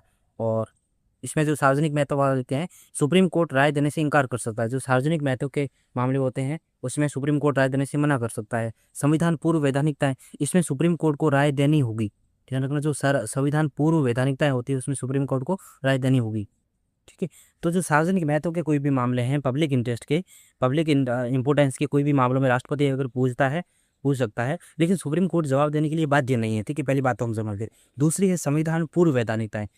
इसका मतलब ये है कि जो प्री कॉन्स्टिट्यूशनल ट्रीटीज है, कोई एग्रीमेंट्स है, तो जो राष्ट्रपति है इससे रिगार्डिंग जो सुप्रीम कोर्ट से कोई राय मांगता है, तो वो सुप्रीम कोर्ट के लिए बाध्यकारी है, यानी कि राय देनी ही पड़ेगी। इसका मतलब क्या हुआ, मतलब कि जो संविधान लागू होने से पहले का, मतलब 26 जनवरी 1950 से पहले का कोई भी मामला है, कोई भी संधि है, कोई भी एग्रीमेंट, कोई समझौता है, कोई करार है, या फिर कोई वैधानिक दायित्व है, तो उससे जुड़ा हो तो सुप्रीम कोर्ट राय मांगे, तब सुप्रीम कोर्ट के राष्ट्रपति राय मांगे तो सुप्रीम कोर्ट के लिए वो राय देना बाध्यकारी है, ठीक है। और आर्टिकल 143 143 के तहत 143 के तहत राय देते समय कम से कम जो 5 न्यायाधीशों की जो संवैधानिक पीठ अनिवार्य है। कैसी संवैधानिक पीठ, कितने, 5 न्यायाधीशों की संवैधानिक पीठ अनिवार्य है, ठीक है। किसके तहत, जब आर्टिकल 143 के तहत जब आप सुप्रीम कोर्ट राष्ट्रपति को कोई भी सजेशन दोगे, तभी अनिवार्य है 5 न्यायाधीशों की संवैधानिक पीठ। और सुप्रीम कोर्ट की जो ऐसी राय होती है वो आमतौर पर बाध्यकारी नहीं होती, ध्यान रखना। सुप्रीम कोर्ट की जो ऐसी राय होती है वो बाध्यकारी नहीं होती है राष्ट्रपति के लिए। किसके लिए? ये इंपॉर्टेंट है कि सुप्रीम कोर्ट की राय राष्ट्रपति के लिए बाध्यकारी नहीं होती है। अगर राष्ट्रपति ने कोई सलाह मांगी है, सुप्रीम कोर्ट ने दे दी, तो भी राष्ट्रपति के पास ये विवेक है कि वह उस सलाह का उपयोग करे या उस सलाह को स्वीकार करे या नहीं करे। ठीक है। और आर्टिकल 317 इसमें है कि राष्ट्रपति राष्ट्रपति यूपीएससी जो यूनियन पब्लिक सर्विस कमीशन है या फिर स्टेट पब्लिक सर्विस कमीशन है के सदस्य को हटाने के लिए सुप्रीम कोर्ट को जांच के लिए मामला भेज सकता है। तो ये भी है आर्टिकल 317 में। क्या है 317 में? ये है कि यूपीएससी जो जो राष्ट्रपति है वो यूपीएससी जो इस SPSC state public service commission है उनके जो सदस्य होते हैं वो अगर भ्रष्टाचार में लिप्त पाए जाते हैं, अगर उनको हटाने का मामला विचाराधीन है या हटाने का कोई भी मामला है तो वो जांच कराने के लिए किसको किसको सुप्रीम कोर्ट को भेज सकता है। ठीक है, सुप्रीम कोर्ट को भेज सकता है। और ऐसा जो सलाहकारी एडवाइसरी ऐसी कुछ राष्ट्रपति राज्यपाल के लिए है नहीं समकक्ष, मतलब जो राष्ट्रपति के समकक्ष मानते हैं उनके राज्यपाल है राज्यों में, तो वो भी ऐसी राय मांगेगा? तो नहीं, बिल्कुल ऐसा नहीं है। हाईकोर्ट से मांगेगा तो ऐसा राज्य में ऐसा कोई कंसेप्ट नहीं है। ठीक है। पूर्ण सत्ता प्लेनरी आर्टिकल 137 सुप्रीम कोर्ट अपने किसी भी फैसले की समीक्षा उनकी रिव्यू कर सकता है। ये किसमें है? आर्टिकल 137 में है। और सुप्रीम कोर्ट आर्टिकल 145 के तहत समीक्षा के लिए नियम बना सकता है और उन्हें संसदीय कानून द्वारा, किसके द्वारा? संसदीय पार्लियामेंट्री लॉ द्वारा है जो बदला जा सकता है। और कोई कानून नहीं बनाया गया अभी तक 145 के तहत। ठीक। पुनर्निरीक्षण याचिका की रिव्यू पिटीशन, उसी फैसले को दोबारा समीक्षा करना। सुप्रीम कोर्ट नियम 2013 के तहत याचिका है जो ये दायर की जाती है, स्वीकार करना सुप्रीम कोर्ट की विवेकाधीन शक्ति है। आधार क्या है? कानूनी और तथ्यात्मक त्रुटि हो तो ये इनका ग्राउंड है। ठीक है। और 142 142 आर्टिकल, इसमें क्या है? आर्टिकल 142 में सुप्रीम कोर्ट पूर्ण न्याय के लिए, किसके लिए? पूर्ण न्याय करने के उद्देश्य से कोई भी आदेश है वो पारित कर सकता है। वो किसमें है? आर्टिकल 142 में है। और आर्टिकल 142 में क्यूरेटिव पिटिशन भी, यानी कि उपचारात्मक याचिका भी है। इसका मतलब क्या है कि उपचारात्मक याचिका क्यूरेटिव जो पिटिशन है उसका आधार और अंतिम उपलब्ध उपाय है, मतलब लास्ट। ठीक है। सुप्रीम कोर्ट द्वारा हुर्रा बनाम हुर्रा, ठीक है, ये क्यूरेटिव यानी कि सुप्रीम कोर्ट द्वारा हुर्रा बनाम हुर्रा 2002 में आविष्कार किया गया। और याचिकाएं हैं वो सुप्रीम कोर्ट के नियम 2013 के तहत दायर की जाती है। सुप्रीम कोर्ट की विवेकाधीन शक्ति है। प्रक्रिया क्या हुई? प्रोसीजर की बात करें तो पहले 3 वरिष्ठतम सुप्रीम कोर्ट न्यायाधीशों और उन न्यायाधीशों की पीठ द्वारा सुना जाता है जिन्होंने वो फैसला सुनाया जिस पर सवाल उठाया है। यदि बहुमत से सहमति हो तो इसी पीठ द्वारा सुना जाता है। ठीक है। और आधार क्या है? ठीक है, आधार की बात करें तो प्राकृतिक न्याय, न्यायाधीश का पक्षपात और अदालत की प्रक्रिया का दुरुपयोग। ठीक है, तो ये आधार है। और नेक्स्ट देखते हैं, सुप्रीम कोर्ट है और हाई कोर्ट दोनों ही अपनी संबंधित छोटी बेंचों के पुराने फैसलों को ओवर रूल्ड या उनकी समीक्षा रिव्यू कर सकते हैं। यानी कि उसने जो फैसला दिया सुप्रीम कोर्ट हाई कोर्ट ने, वो अपने ही फैसले को है जो बदल सकते हैं, ओवर रूल कर सकते हैं और उनकी समीक्षा भी कर सकते हैं। लेकिन केवल सुप्रीम कोर्ट ही पुनर्निरीक्षण याचिका यानी कि जो रिव्यू पिटिशन है उनके माध्यम से उसी फैसले को दोबारा समीक्षा कर सकता है। ठीक है। सुप्रीम कोर्ट या हाई कोर्ट द्वारा निचली अदालतें जो है लोअर कोर्ट्स, उनके फैसलों को पलटना, ओवर रूलिंग एक सामान्य अपीलीय बारी है, अपीलिएट फंक्शन है, न कि समीक्षा। ठीक है, ये ओनली सुप्रीम कोर्ट का है, हाई कोर्ट का ये नहीं है। ठीक है।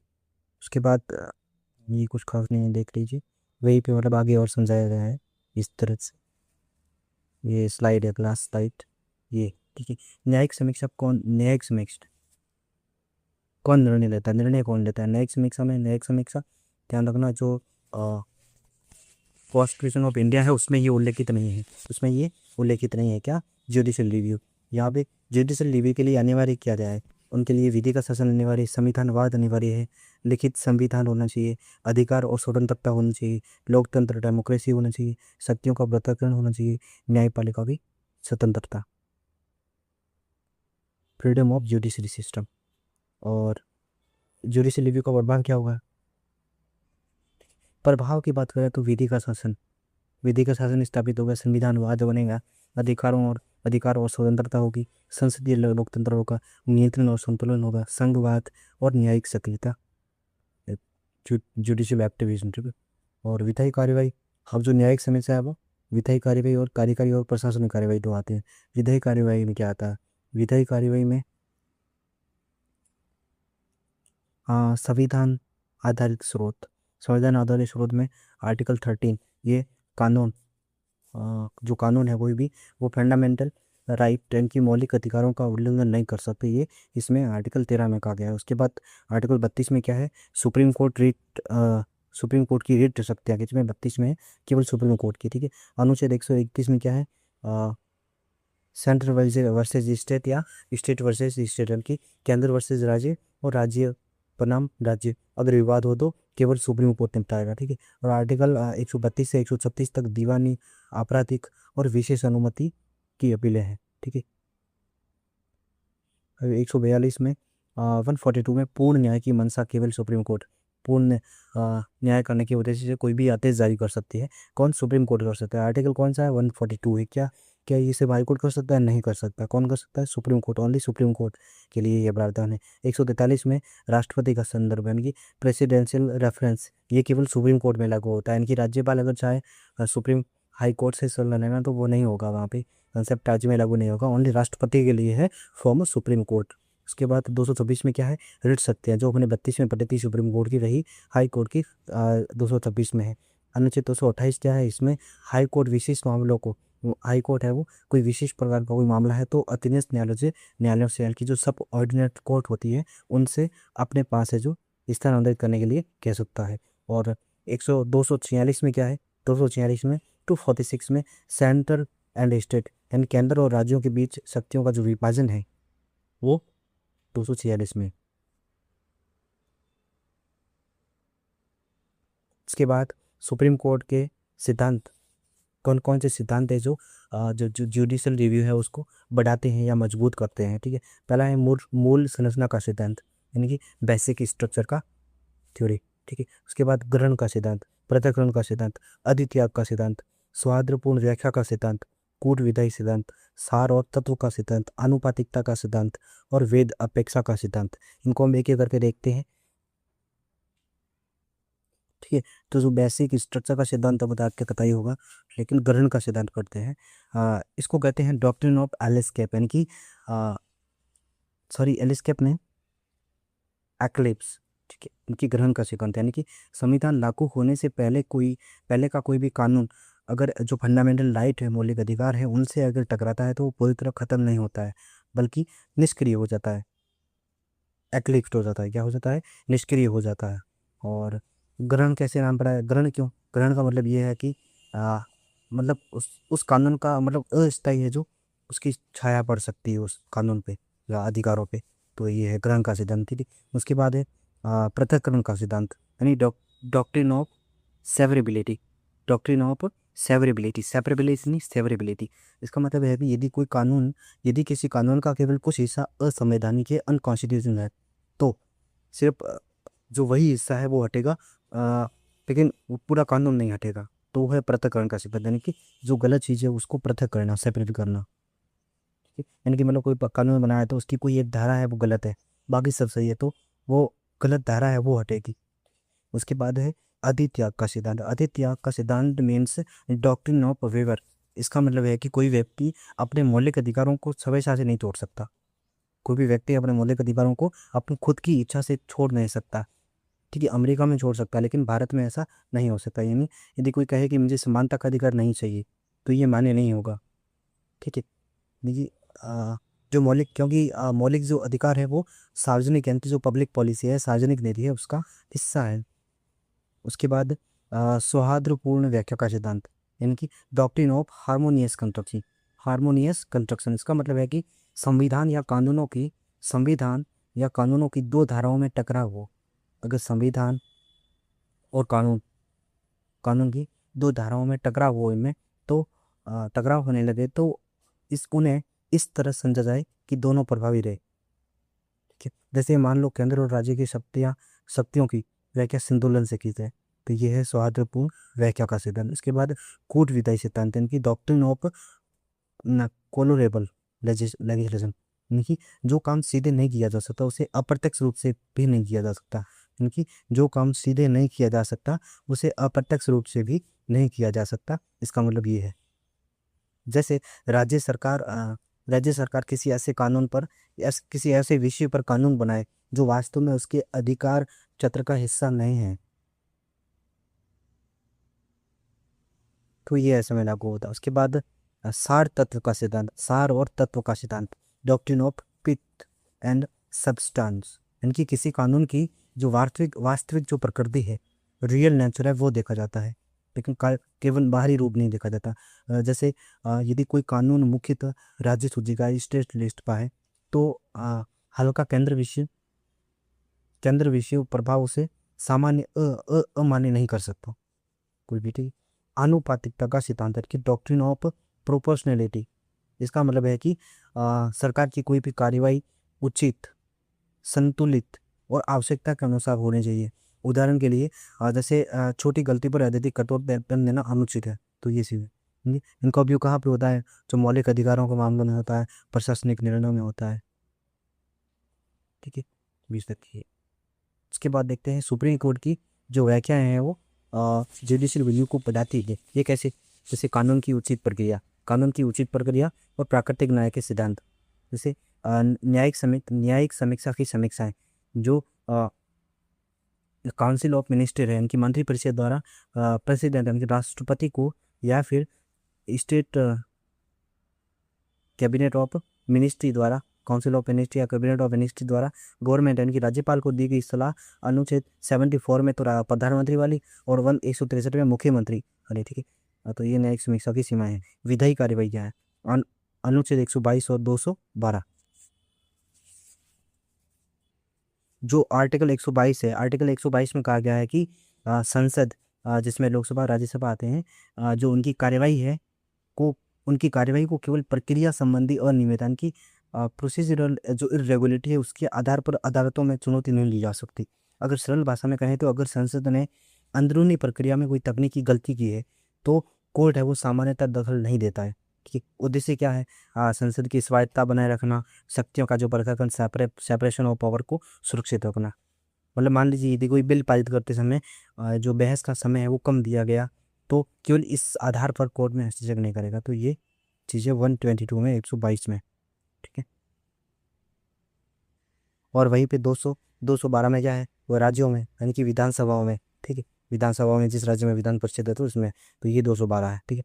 उसके बाद परिसीमन आदेश, आर्टिकल 329, 243 ओ और 243 जेड जी में आता है ये परिसीमन आदेश।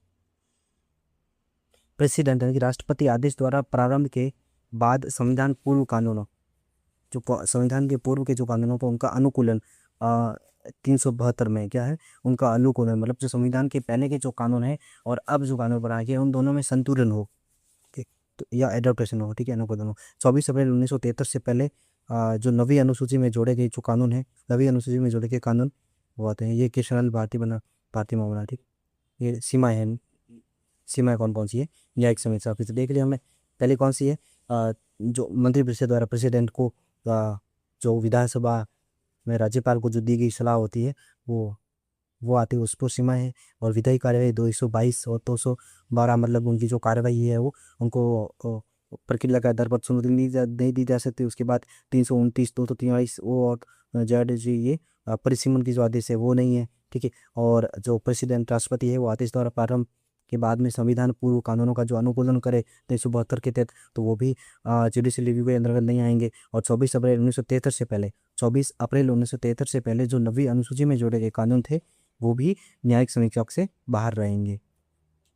अब देखते हैं supreme court and high court के पास जो जुडिशियल रिव्यू की समान शक्तियाँ नहीं है। ध्यान रखना, जुडिशियल रिव्यू की सुप्रीम कोर्ट और हाई कोर्ट के पास, दोनों के पास समान प्रकार की शक्तियाँ नहीं है। सुप्रीम कोर्ट पुनर्विचार याचिकाओं जो रिव्यू पिटिशन होती है आर्टिकल 137 और सुधारात्मक कार्यवाहियों और हुर्रा बनाम हुर्रा 2002 केस दिशा निर्देश, और सुप्रीम कोर्ट पुनर्विचार याचिकाओं, सर देख लिया, दिशा निर्देश याचिकाओं के माध्यम से अपने स्वयं के निर्णयों की समीक्षा भी कर सकता है। कौन? Supreme court.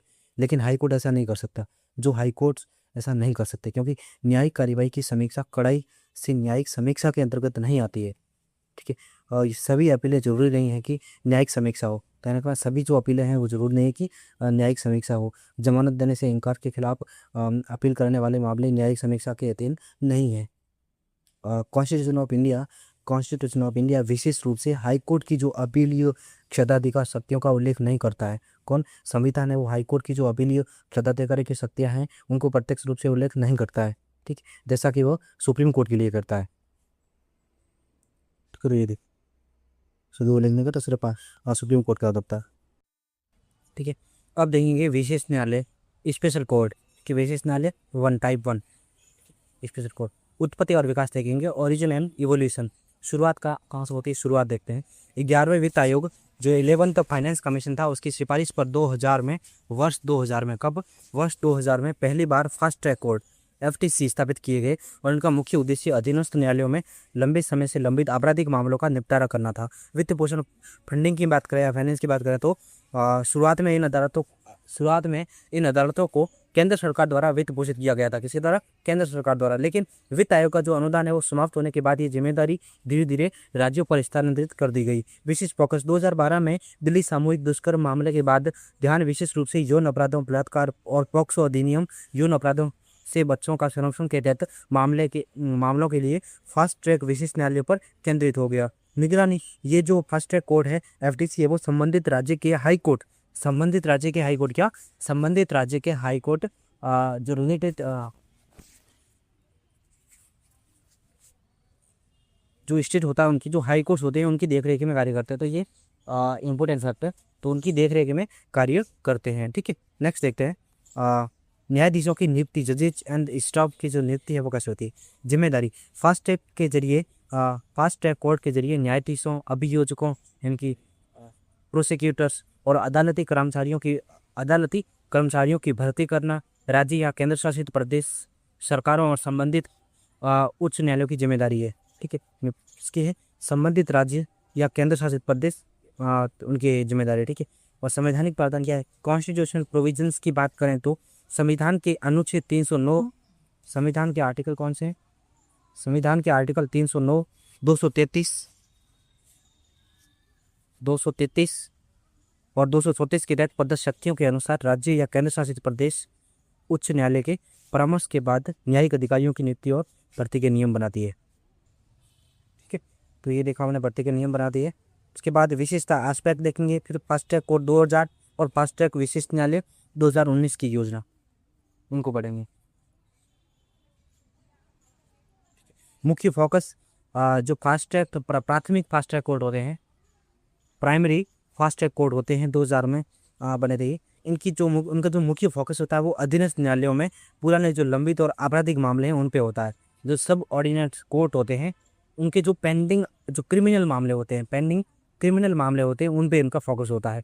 जबकि बात करें फास्ट ट्रैक विशेष न्यायालयों की, स्पेशल कोर्ट की, ये 2019 की योजना के अनुसार, तो इनका जो मेन फोकस होता है, मुख्य फोकस होता है वो बलात्कार और पोक्सो मामले विशेषकर 2012 के बाद घटनाक्रमों पर आधारित होते हैं, ठीक है। उसके बाद जो वित्त पोषण डिजाइन, ये राज्यों को वित्त आयोग द्वारा दिए जाने वाले अनुदान होते हैं। राज्यों को वित्त आयोग द्वारा दिए जाने वाले अनुदान निर्भया फंड के माध्यम से केंद्र प्रायोजित योजना सेंट्रली स्पॉन्सर्ड स्कीम के तहत, ठीक है, इनको दिया जाता है। और प्रशासनिक मंत्रालय की बात करें तो जो राज्य सरकार है केंद्रीय वित्तीय सहायता के साथ, और स्पेशल फास्ट ट्रैक कोर्ट में जो विशेष न्यायालय उनके विधि और न्याय विभाग होता है। इनका कौन सा होता है? प्राथमिक फास्ट ट्रैक कोर्ट में कौन होता है? राज्य सरकार होती है, और जो केंद्रीय वित्तीय सहायता होती है केंद्रीय वित्तीय सहायता के साथ होती है। जबकि ये होते हैं आपके फास्ट ट्रैक विशेष न्यायालय 2019 वाले, वो विधि और न्याय मंत्रालय के अंदर, ठीक है, न्याय विभाग के अंदर। समय सीमा क्या है? समय सीमा की बात करें तो 2010 से शुरू होकर विभिन्न चरण और अंतराल के साथ ये फास्ट ट्रैक विशेष न्यायालय 2019 में शुरू हुए और मार्च 2026 तक ये विस्तारित किए गए हैं, ठीक है। उसके बाद मामला और निपटान लक्ष्य, राष्ट्रीय स्तर पर कोई समान मानदंड नहीं है, और इनके प्रति फास्ट ट्रैक जो स्पेशल कोर्ट का प्रति वर्ष 165 मामले या उससे अधिक मामले, ठीक है, या उससे अधिक। अब देखते हैं वाणिज्यिक न्यायालय क्या होते हैं, कॉमर्शियल कोर्ट के बारे में देखते हैं। क्या देखते हैं? कॉमर्शियल कोर्ट के बारे में। ये क्या होते हैं? वाणिज्यिक न्यायालय अधिनियम 2015 2015 में अधिनियमित किया गया था और 2018 में इनमें संशोधित किया गया था, जिसके उद्देश्य क्या है। उनके उद्देश्यों की बात करें तो वाणिज्यिक मुकदमे में होने वाले जो वाणिज्यिक मुकदमे हैं उनमें होने वाली देरी को कम करना, जो वाणिज्यिक कॉमर्शियल मामले हैं उनमें होने वाली जो देरी होती है उनमें कमी करना, और निवेशकों का विश्वास बढ़ाना, जो निवेशक है, इन्वेस्टर है, उनका विश्वास बढ़ाना, ठीक है। और विवाद समाधान के वैश्विक मानकों के अनुरूप होना, तो ये इनके उद्देश्य है। और संस्थागत ढांचा कैसा है इनका। संस्थागत ढांचे की बात करें तो वाणिज्यिक न्यायालय जिला स्तर पर क्या होते हैं, कॉमर्शियल कोर्ट होते हैं। किस पे, जिला लेवल पर, डिस्ट्रिक्ट लेवल पर। और जिला न्यायाधीश स्तर पर स्थापित होते हैं। विशिष्ट वाणिज्यिक प्रकृति के विवादों को ये निपटाते हैं। ठीक है। और वाणिज्यिक प्रभाग और उन उच्च न्यायालयों में स्थापित जिनके पास सामान्य मूल अधिकारिता है, जैसे दिल्ली उच्च न्यायालय आदि। वाणिज्यिक अपीलीय प्रभाग, ये जो वाणिज्यिक प्रभाग क्या होते हैं, ये वाणिज्यिक प्रभाग की बात करें तो ये उन उच्च न्यायालयों में स्थापित होते हैं वाणिज्यिक प्रभाग जिनके पास सामान्य मूल अधिकारिता है, जैसे दिल्ली उच्च हाईकोर्ट आदि, ठीक है। और वाणिज्यिक अपीलीय प्रभाग क्या होता है, वाणिज्यिक अपीलीय प्रभाग, ये वाणिज्यिक न्यायालयों प्रभागों से आने वाली अपीलें यहाँ दायर की जाती है, ठीक है। जो वाणिज्यिक न्यायालय होते हैं या प्रभागों से आने वाली जो अपीलें होती है वो यहाँ पे दायर की जाती है, ठीक है। और अपीलों का जो निपटारा है वो 6 महीने के भीतर करना अनिवार्य है।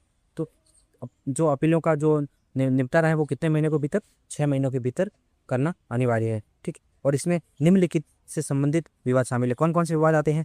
पहला, व्यापार और वाणिज्य से संबंधित कोई भी डिस्प्यूट है तो वो आते हैं, व्यापार और वाणिज्य से संबंधित डिस्प्यूट।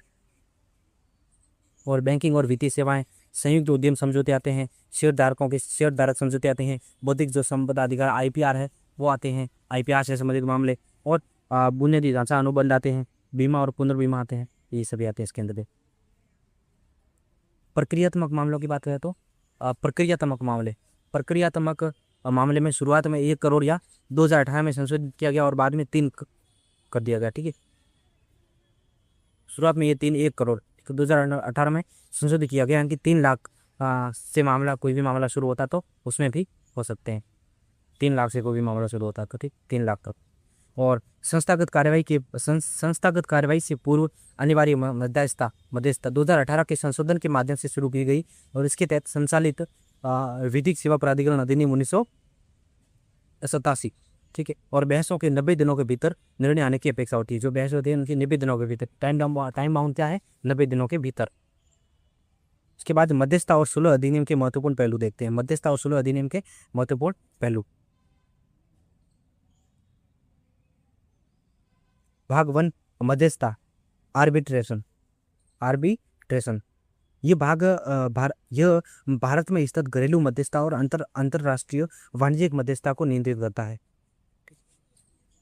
पहला, मध्यस्थता समझौता, आर्बिट्रेशन एग्रीमेंट, ये लिखित में होना चाहिए। किसमें होना चाहिए, लिखित में होना चाहिए। और किसी अनुबंध कॉन्ट्रैक्ट में ये एक खंड इनके क्लॉज के रूप में या एक अलग समझौते के रूप में हो सकता है। दूसरा, मध्यस्थों की नियुक्ति, अपॉइंटमेंट ऑफ आर्बिट्रेटर। पक्ष प्रक्रिया पर सहमत हो सकते हैं यदि वे विफल रहते हैं, यदि सहमत नहीं होते, विफल रहते हैं तो न्यायालय मध्यस्थों की नियुक्ति कर सकता है। तो न्यायालय जो मध्यस्थ होते हैं, आर्बिट्रेटर, उनकी नियुक्ति कर सकता है, ठीक है, आर्बिट्रेटर। और क्षेत्राधिकार क्या है, ज्यूरिस्डिक्शन की बात करें तो मध्यस्थ न्यायाधिकरण जो आर्बिट्रल जो ट्रिब्यूनल्स होते हैं वो अपने स्वयं के क्षेत्राधिकार पर निर्णय ले सकते हैं, ठीक है। कंपेटेंस सिद्धांत, कंपेटेंस और कंपेटेंस का सिद्धांत ये करता है। उसके बाद कार्रवाई का संचालन, कंडक्ट ऑफ प्रोसीडिंग, ये न्यायाधिकरण जो होता है, न्यायाधिकरण नागरिक प्रक्रिया संहिता CPC, सिविल प्रोसीजर जो कंडक्ट, या भारतीय कोड या भारतीय साक्ष्य अधिनियम, इंडियन एविडेंस एक्ट से बाध्य नहीं है ये इस प्रकार से, ठीक है। इनकी जो कार्रवाई होती है, वो कैसे होती है, लचीली होती है और पक्षों द्वारा संचालित होती है। कार्रवाई लचीली होती है और पक्षों द्वारा संचालित होती है, ठीक है। अंतरिम उपाय, इंटरिम मेजर्स की बात करें तो न्यायाधिकरण और न्यायालय अंतरिम राहत प्रदान कर सकते हैं। मध्यस्थता, आर्बिट्रल अवार्ड, ये लिखित, तर्कपूर्ण और हस्तांतरित होना चाहिए। ये पक्षों पर अंतिम और बाध्यकारी होता है, ध्यान रखना, ये इंपॉर्टेंट बात है कि ये पक्षों पर अंतिम होता है, लास्ट एंड रिजॉर्ट, अंतिम और बाध्यकारी भी होता है। बाध्यकारी भी होता है। उसके बाद निर्णय, सातवां निर्णयों को रद्द करना, सेटिंग असाइड अवार्ड, निर्णयों को रद्द करने के आधार सीमित है, ध्यान रखना। निर्णयों को रद्द करने के जो आधार हो वो सीमित है, आधार बहुत सीमित है, जिनमें समझौते की अमान्यता, मतलब जो भी समझौता हुआ वो अगर अमान्य है, समझौते की अमान्यता या नोटिस की कमी, ठीक है, और सार्वजनिक नीति का उल्लंघन है, वो इनमें शामिल है। तो इन आधारों पर है जो निर्णय है वो रद्द किया जा सकता है, ठीक है। उसके बाद देखते हैं आगे प्रवर्तन, इनकी एनफोर्समेंट एजेंसी क्या होगी। एनफोर्समेंट की मतलब जो मध्यस्थता के निर्णयों को न्यायालयों की जो डिग्री के रूप में लागू किया जा सकता है, न्यायालयों की डिग्री के रूप में लागू किया जा सकता है।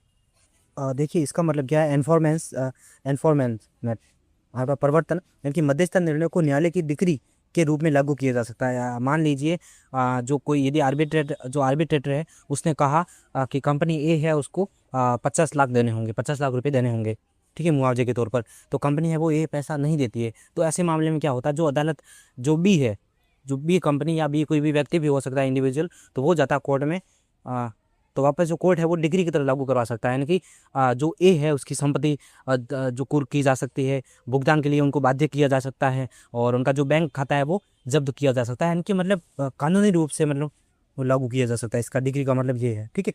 नेक्स्ट देखते हैं विदेशी पंचायत, यानी कि फॉरेन अवार्ड क्या होते हैं। ये न्यूयॉर्क और जिनेवा सम्मेलन जो कन्वेंशन है उनके तहत विदेशी मध्यस्थता पंचायतों के प्रवर्तन को नियंत्रित करता है।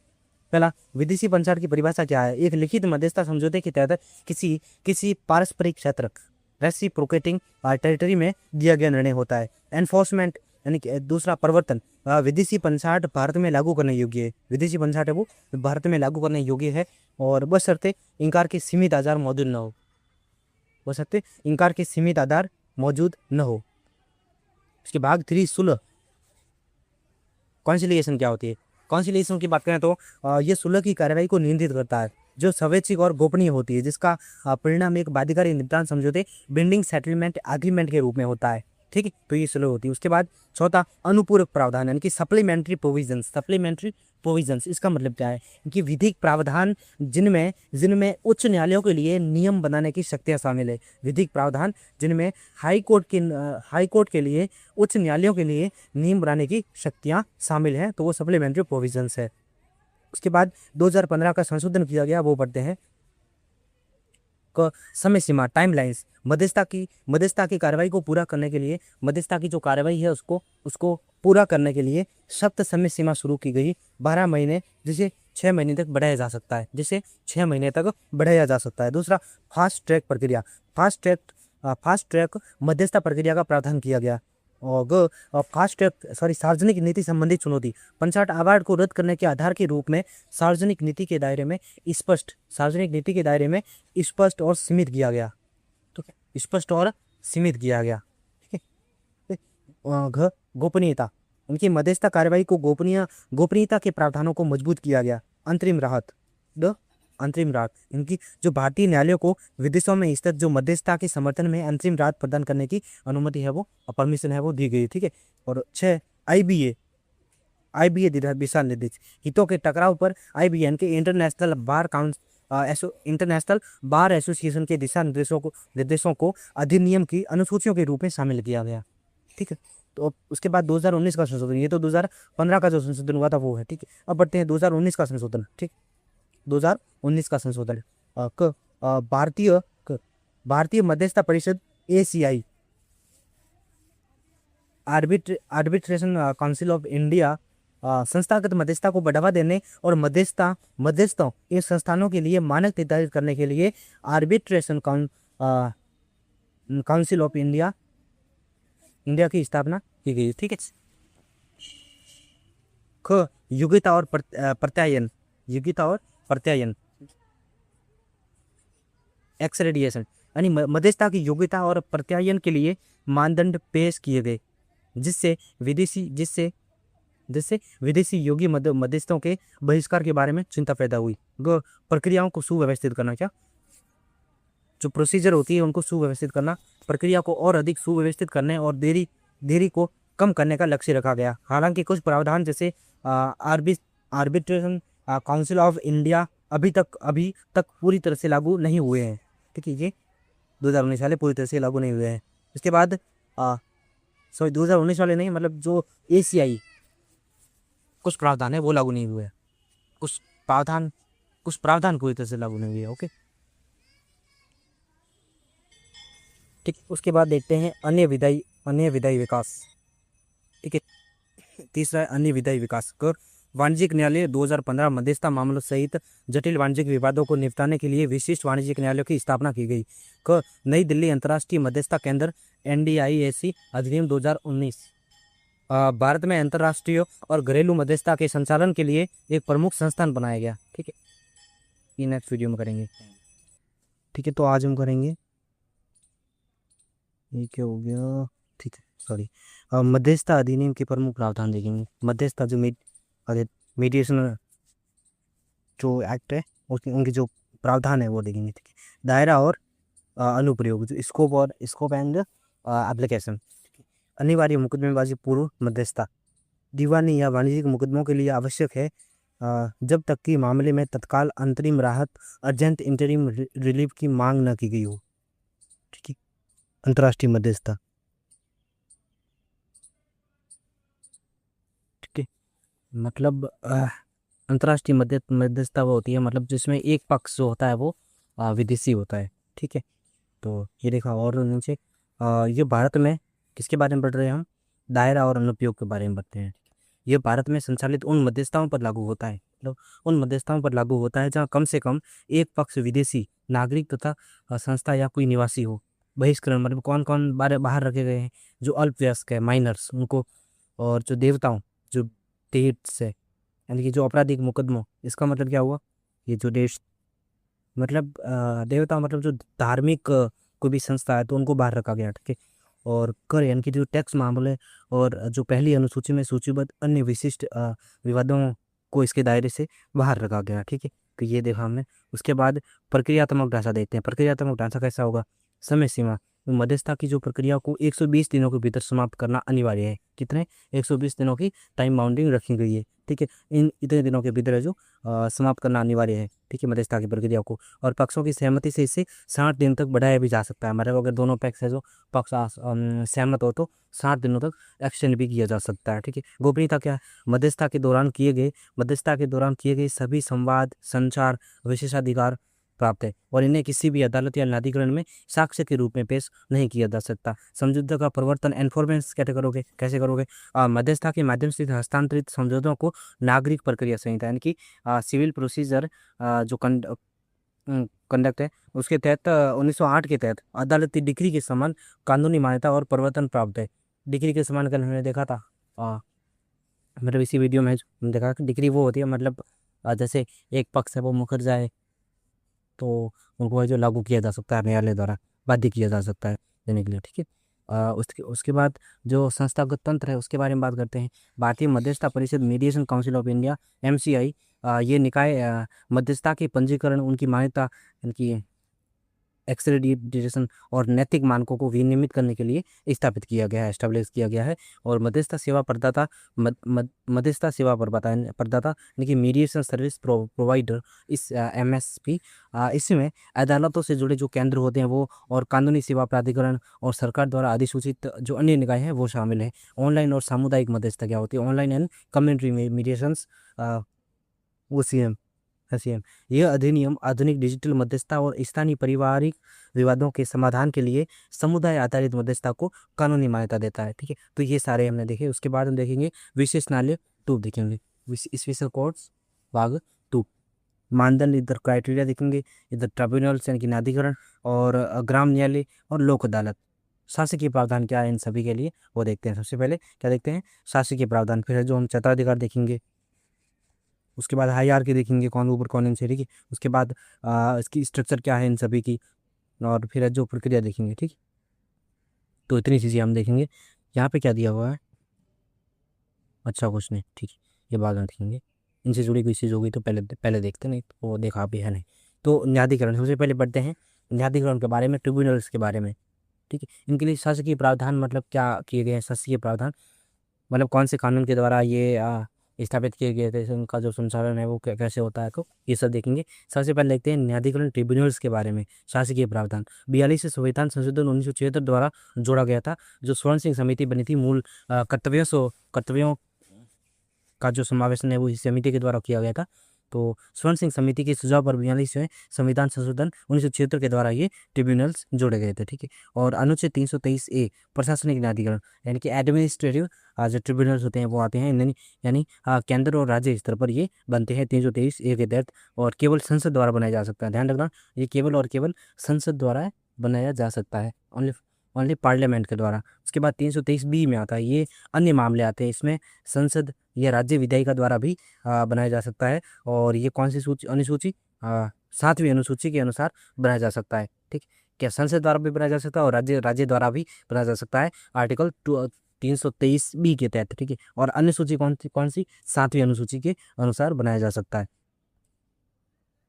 क्षेत्राधिकार बाद में देखेंगे। उसके बाद हम देखते हैं ग्राम न्यायालय के बारे में, ठीक है। ग्राम न्यायालय देखो, न्यायाधिकरण के बारे में पता 42 संविधान 76 वाला देखा, ठीक है। स्वर्ण सिंह समिति के सुझाव पर स्थापित किया गया था। 323A आता है, उसमें प्रशासनिक न्यायाधिकरण आते हैं, एडमिनिस्ट्रेटिव जो ट्रिब्यूनल शुरू आते हैं। 323B में जो अन्य मामले आते हैं, ठीक है। और 323A वाला है वो केंद्र या राज्य स्तर पर बनाया जा सकता है और केवल संसद द्वारा बनाया जा सकता है। ये केंद्र और राज्य स्तर पर बनाया जाता है और केवल संसद द्वारा बनाया जा सकता है।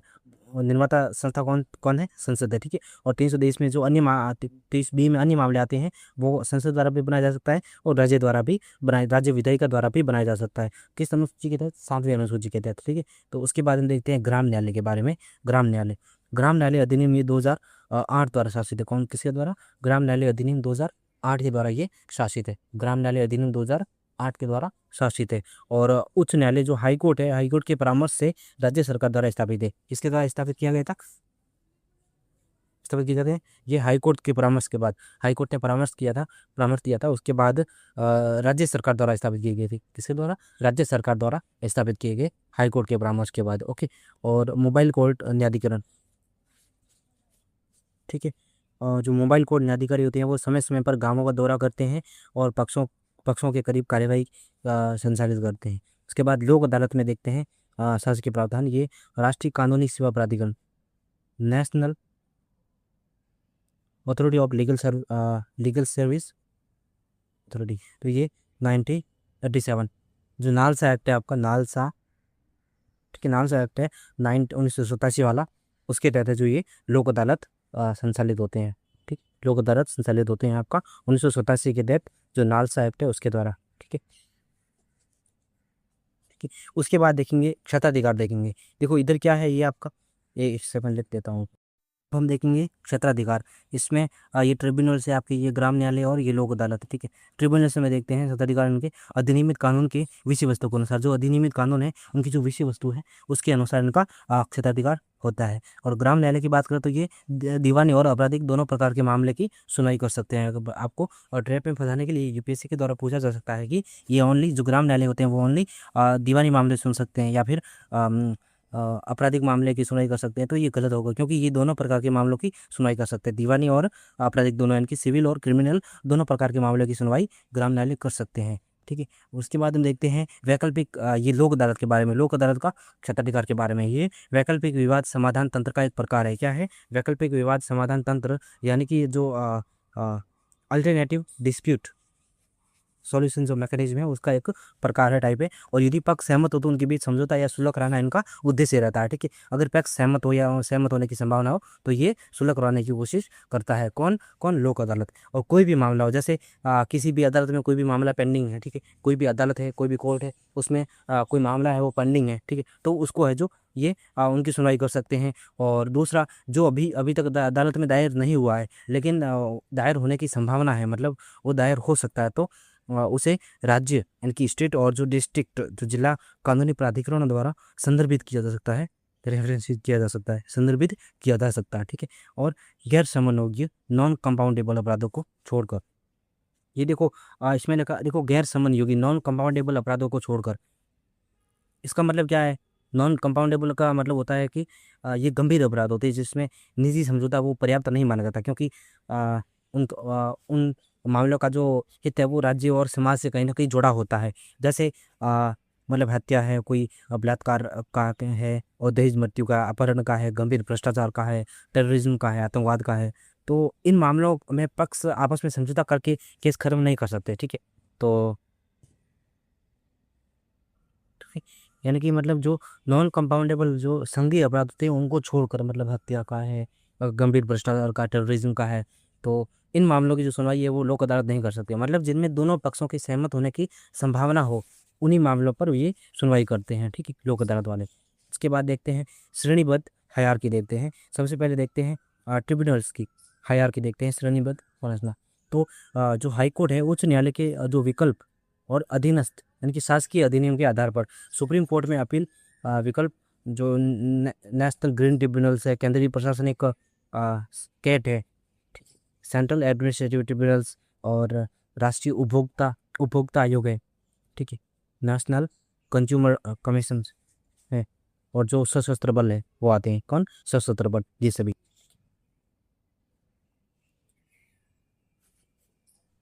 ठीक है। तो ये है मतलब जो हायरार्की, इसका मतलब क्या है? इसका मतलब है कि जो संस्था है वो किस स्तर की है, ठीक है, उनके निर्णय है वो, उनके निर्णय के जो खिलाफ है वो अपील कहाँ की जा सकती है, ठीक है, उनके निर्णय के खिलाफ है वो अपील वो कहाँ की जा सकती है, और उसकी स्थिति न्याय व्यवस्था में कहाँ है।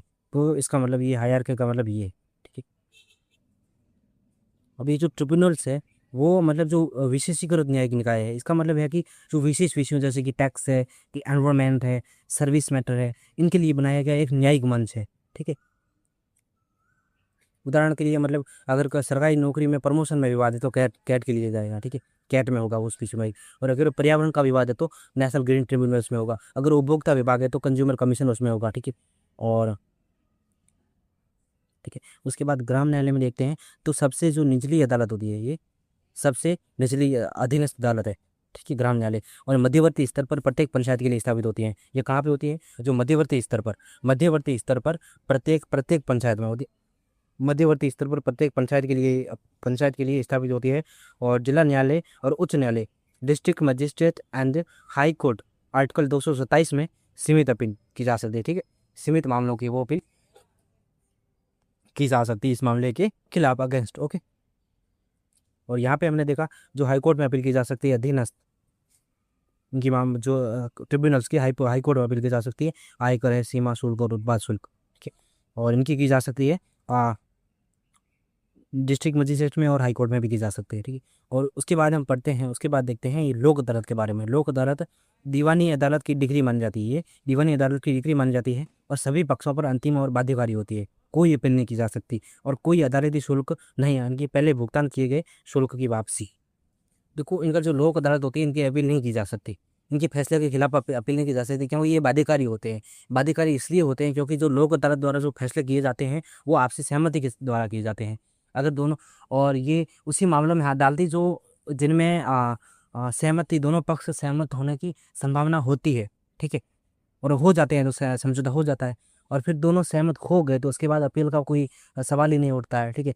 तो इसलिए इनके खिलाफ है वो अपील नहीं की जा सकती, इनका जो फैसले होते हैं वो बाध्यकारी होती हैं, और ये दीवानी अदालत की डिग्री बन जाती है। यानी कि अगर कोई पक्ष इनका उल्लंघन करता है तो आ, आ, तो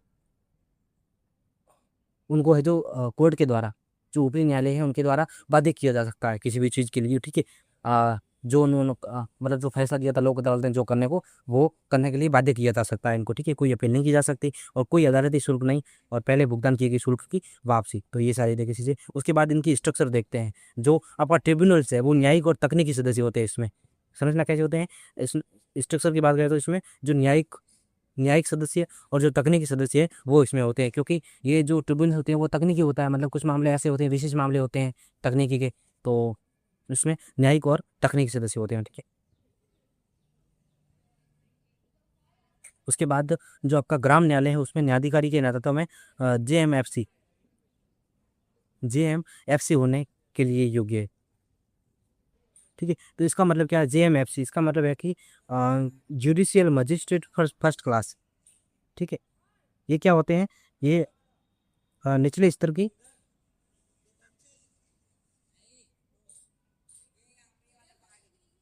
मतलब जो ये निचले स्तर का जो न्यायाधिकारी होता है वो होता है, ठीक है। और छोटे आपराधिक मामलों, स्थानीय विवादों, सीमित दंड वाले मामलों की सुनवाई करता है JMFC, ठीक है। और इसका मतलब क्या है? न्यायाधिकारी के नेतृत्व में होने के लिए योग्य। तो इसका मतलब ये है कि ग्राम जो न्यायालय है उनका जो प्रमुख अधिकारी होगा, न्यायाधिकारी होगा, वो ऐसा व्यक्ति होगा जिसके पास कानूनी योग्यता होगी, जिसके पास कानूनी योग्यता होगी, और जिसकी एक मतलब जो जुडिशियल मजिस्ट्रेट फर्स्ट क्लास बनने के लिए योग्य हो, ठीक है। तो ये होगा कि मतलब सदस्य की बात करें तो स्ट्रक्चर, ठीक है। उसके बाद हम बात करते हैं आसीन सेवानिवृत्त न्यायाधीश। आसीन सेवानिवृत्त न्यायाधीश और न्यायिक अधिकारी वकील हो सकता है, सामाजिक कार्यकर्ता हो सकता है, किसमें, लोक अदालत में कोई सामाजिक कार्यकर्ता हो सकता है, वकील हो सकता है, ठीक है, वकील हो सकता है, जो अधिकारी वो हो सकते हैं। और कोई भी पद पे आसीन सेवानिवृत्त जो न्यायाधीश से रिटायर्ड रिटायर्ड जज हो सकता है, ठीक है। और अन्य कोई जो जुडिशियल जो ऑफिसर होते हैं वो हो सकते हैं, ठीक है। तो ये सारी चीज़ें हमने देखी लोक अदालत में, क्या लोक अदालत की। उसके बाद जो प्रोसीजर है वो क्या होगी, प्रक्रिया क्या होगी। प्रोसीजर की बात करें तो प्रोसीजर प्रक्रिया, जो आपकी ट्रिब्यूनल्स है, क्या ट्रिब्यूनल्स है, उसमें प्रक्रियात्मक कानूनों से बाध्य नहीं है, प्रक्रियात्मक कानूनों से बाध्य नहीं है, ठीक है, ठीक है। तो प्रक्रिया का मतलब है कि ये मामला है वो कैसे चलेगा, कौन से कानून लागू होंगे, ठीक है, और कितनी औपचारिकता होगी, निर्णय कैसे होगा, किस प्रकार से होगा। तो ये है जो ट्रिब्यूनल्स होते हैं उनकी प्रक्रिया, मतलब ये किसी भी प्रक्रियात्मक कानूनों से बाध्य नहीं है। मतलब ये है कि जो ट्रिब्यूनल्स है वो सामान्य अदालतों की तरह जो सीपीसी यानी कि जो सिविल प्रोसीजर कोड है या एविडेंस एक्ट की जो कठोर प्रक्रिया से पूरी तरीके से बंधे नहीं होते हैं। लचीलापन होता है इसमें, जो कोर्ट है वो कठोर कानूनों से बंधे होते हैं, ठीक है, जबकि ये नहीं होते हैं, ठीक है, ये ट्रिब्यूनल्स। और दूसरी बात करें तो ग्राम न्यायालयों की बात करें, ग्राम न्यायालय ये अर्ध औपचारिक है, मतलब ये पूरी तरह कठोर अदालत जैसी नहीं है, लेकिन कानून आधारित जरूर है। ये कानून आधारित जरूर होते हैं, लेकिन पूरी तरीके से कठोर कानून आधारित नहीं है, ठीक है। इनकी मतलब सरल प्रक्रिया है, स्थानीय भाषा है, सुलभ न्याय है, कम खर्च है, तो ये चीज़ें होती है।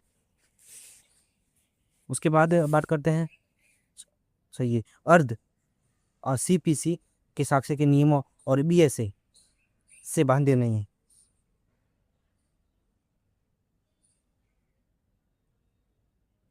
ठीक है। बीएसए क्या, अभी उनका जो अलग किया हुआ रूप है, बीएसए का मतलब है कि भारतीय साक्ष्य अधिनियम, भारतीय साक्ष्य अधिनियम से बाध्य नहीं है। कौन कौन, ग्राम न्यायालय, ओके।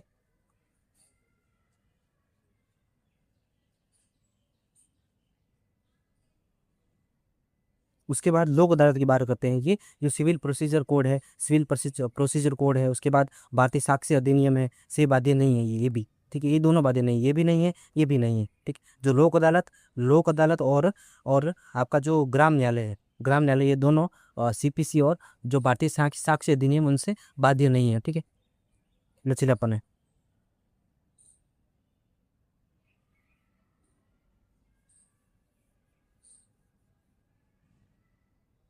इसमें एक लाइन से याद रख सकते हो, मतलब ये ट्रिक से, टीजीएल।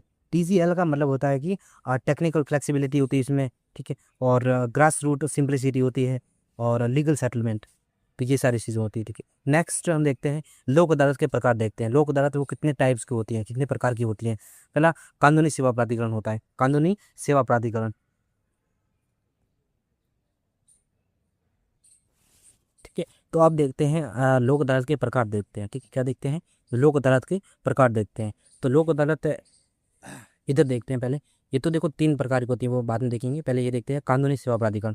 तो ये क्या है, ये मतलब जो आयोजन करवाती है आपके, क्या करवाती है, आयोजन करवाती है, किसका आयोजन करवाती है, जो भी ये अदालतें होती है इनका अलग अलग लेवल पे जो होती है उनका आयोजन करवाती है, यानी कि आ, कई स्तरों पर कई रूपों में काम करती है, ठीक है। तो सबसे जो ऊपर होती है आपकी, वो राष्ट्रीय कानूनी सेवा प्राधिकरण होता है, यानी कि नेशनल क्या होती है, national legal service authority, national legal service authority होती है। ये आपकी राष्ट्रीय सबसे ऊपर होती है, नेशनल लेवल पे होती है, ठीक है। और इसके जस्ट नीचे होती है, इसके जस्ट नीचे होती है राज्य कानूनी सेवा प्राधिकरण, state state legal service authority होती है, ये नालसा के अंडर में होती है, ठीक है। और इसके अंडर में भी होती है, इसके नीचे कौन होती है, डीएल ऐसे होती है, यानी कि डिस्ट्रिक्ट लेवल सर्विस अथॉरिटी होती है, डिस्ट्रिक्ट लेवल सर्विस अथॉरिटी होती है, वो इसके नीचे होती है। एंड देन क्या होती है, इसके नीचे और होती है, यहाँ पे देखो डीएसएल लिखा हुआ है, दो बार लिख दिया गलत है। तो यहाँ पे तहसील लेवल पे होती है, तहसील लेवल पे, ठीक है, क्या होती है, तहसील लीगल सर्विस अथॉरिटी, ये TSLS होती है वो कानूनी प्राधिकरण होता है जो तालुका स्तर पे होता है। कहाँ पे होता है? तालुका स्तर पर। ठीक है, तो अब जाते हैं आगे। ये अब प्रकार देखते हैं। ये देखो प्रकार मेनली तो 2 प्रकार के होते हैं, लेकिन 3 प्रकार भी कभी कभी होते हैं। ठीक है, जो पहला प्रकार है उसका कौन सा है? राष्ट्रीय लोक अदालत। ये राष्ट्रीय लोक अदालत होती है वो सुप्रीम कोर्ट से लेकर तालुकों सुप्रीम कोर्ट से लेकर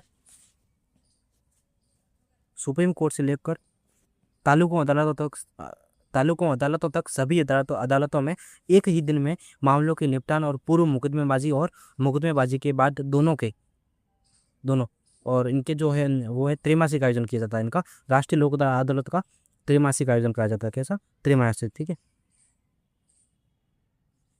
उसके बाद दूसरी आती है स्थायी लोक अदालत, यानी कि ये सार्वजनिक उपयोगों के लिए अनिवार्य पूर्व मुकदमेबाजी तंत्र प्रदान करने के लिए जिलों में, डिस्ट्रिक्ट में स्थानीय प्रतिष्ठान होते हैं। ठीक है, उसके बाद हम देखते हैं कभी कभी क्या होता है कि विशेष अदालत भी बनाई जाती है। ठीक है, तो तीसरा प्रकार ये है कि कभी कभी एक सुप्रीम कोर्ट SC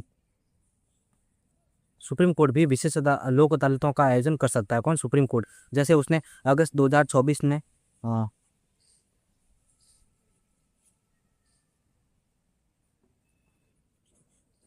जो लीगल सर्विस जो है कानूनी सेवा के माध्यम से 75 वर्ष पूरे होने का जश्न मनाते हुए जो किया था, तो जो विशेष अदालत है वो कौन? सुप्रीम कोर्ट कर सकती है। मतलब कोई भी ऐसा मामला है सुप्रीम कोर्ट में पेंडिंग है, वो चल रहा है, तो उसको है जो इस लोक अदालत के जरिए निपटाना है, तो वो साइड में लोक अदालत बना सकते हैं, तो वो होती है विशेष अदालत, लोक अदालत। ठीक है, अब यहाँ पे लिखा हुआ है कि कानूनी सेवा समितियों LSC के माध्यम से अदालतें होती है। जो कानूनी सेवा समितियाँ होती है, लीगल सर्विस कमेटी होती है, इनके माध्यम से जो अदालतें बनाई जाती हैं वो कौन कौन सी होती हैं? तो इनकी सबसे पहले होती है उच्च न्यायालय। हाई कोर्ट के द्वारा बनाई जाती है। सबसे ऊपर होती है हाई कोर्ट के द्वारा। High court legal service authority बनाई जाती है। किसके द्वारा? हाई कोर्ट के द्वारा। और उसके अंडर में होती है, डिस्ट्रिक्ट लेवल पे होती है, तालुका स्तर पर भी ये होती है, लीगल सर्विस कमेटी होती है। ठीक है, उसके बाद हम पूरे अब देखते हैं कानूनी सहायता, लीगल थेरेपी। कानूनी सहायता देखते हैं। आर्टिकल 39A 39A, ये DPSP आर्टिकल 21 के तहत एक मौलिक अधिकार के रूप में भी मान्यता प्राप्त है। किसको? 39A को। ये क्या है? कानूनी सहायता के लिए। स्तर देखते हैं, इधर हम स्तर देखेंगे। प्राधिकरण कौन कौन सा? नालसा, ये सुप्रीम कोर्ट समिति, ये आ रही। और फिर इनके प्रमुख और अध्यक्ष कौन होते हैं, और ये इनका कार्यकारी अध्यक्ष या जो अन्य मेंबर होते हैं, सदस्य, वो कौन होते हैं देखेंगे। और उसके बाद विधिक सहायता की जो पात्रता है वो क्या होती है, उनके लिए हम देखेंगे एलिजिबिलिटी देंगे, ये पात्रता देखेंगे। ठीक है, तो सबसे पहले देखते हैं हम ये सब देखेंगे जिला स्तर पे। सो फर्स्ट ऑफ ऑल हम देखेंगे नालसा जो राष्ट्रीय कानूनी सेवा प्राधिकरण होता है, full form national legal service authority. इनके जो प्रमुख अध्यक्ष होते हैं वो चीफ जस्टिस ऑफ इंडिया होते हैं। कौन होते हैं? Chief justice of India. Bharat के जो मुख्य न्यायाधीश होते हैं वो नालसा के अध्यक्ष होते हैं, प्रमुख अध्यक्ष होते हैं। अब कार्यकारी और अन्य अध्यक्ष देखते हैं। कार्यकारी केयर टेकर स्पीकर कौन होता है? अध्यक्ष कौन होता है? वो सुप्रीम कोर्ट के वर्तमान जो सेवानिवृत्त न्यायाधीश होते हैं, सुप्रीम कोर्ट के वर्तमान या फिर सेवानिवृत्त रिटायर्ड जो न्यायाधीश होते हैं वो होते हैं वो। और उनकी जो नियुक्ति है वो डोमिनेट वो किसके द्वारा किया जाता है? चीफ जस्टिस के परामर्श के बाद राष्ट्रपति द्वारा। किसके द्वारा? राष्ट्रपति के द्वारा किया जाता है नामित। और लेकिन जो सिफारिश से सलाह है वो कौन देता है? चीफ जस्टिस ऑफ इंडिया देता है। उसके परामर्श के बाद जो राष्ट्रपति द्वारा नॉमिनेट किया जाता है। उसके बाद देखते हैं अन्य देखते हैं। सो और जो अन्य सदस्य होते हैं वो चीफ जस्टिस ऑफ इंडिया के परामर्श के बाद, जो चीफ जस्टिस ऑफ इंडिया है उनके परामर्श के बाद सरकार द्वारा, किसके द्वारा? सरकार द्वारा नामित होते हैं, विशेषज्ञ सदस्य होते हैं। ये कैसे होते हैं? विशेषज्ञ सदस्य होते हैं। ठीक है, विशेषज्ञ सदस्य होते हैं। ठीक, उसके बाद देखते हैं ये यहाँ पे लिखा हुआ है कि जो विधिक सहायता की जो पात्रता है वो लिखी हुई है। इसमें कौन होते हैं? महिलाएं और बच्चों से संबंधित मामले हैं, कोई अनुसूचित जाति से संबंधित है, जनजाति से संबंधित है, औद्योगिक कामगार, दिव्यांग व्यक्ति, हिरासत में लिए गए कोई भी व्यक्ति है, मानव तस्करी के शिकार है, प्राकृतिक जो आपदाओं के शिकार है उनके मामले भी आते हैं। ठीक है, जाति और जातिगत हिंसा, औद्योगिक आपदा, और जिन व्यक्तियों की वार्षिक आय 1 लाख रुपए से कम हो, 1 लाख रुपए से कम हो, या जैसा कि केंद्र और राज्य सरकार द्वारा अधिसूचित किया गया हो। और जो supreme court legal service authority के लिए 5 लाख में होना चाहिए। ठीक है, 5 लाख से ज़्यादा। और कानूनी सहायता में होने वाले सभी कानूनी खर्च है वो शामिल है। उसके बाद हम देखते हैं ये हमने देख लिया। अच्छा ठीक है। सुप्रीम कोर्ट, सर्वोच्च न्यायालय द्वारा कानूनी सेवा समिति, जो supreme court legal service authority sorry committee होती है उसके बारे में बताएं। SCLSC इनके जो प्रमुख और अध्यक्ष कौन होते हैं? वर्तमान सर्वोच्च न्यायालय का जो न्यायाधीश होता है वो अध्यक्ष होता है, जो चीफ जस्टिस ऑफ जो इंडिया होता है करंट में, तो वो होता है इनका अध्यक्ष होता है किसका?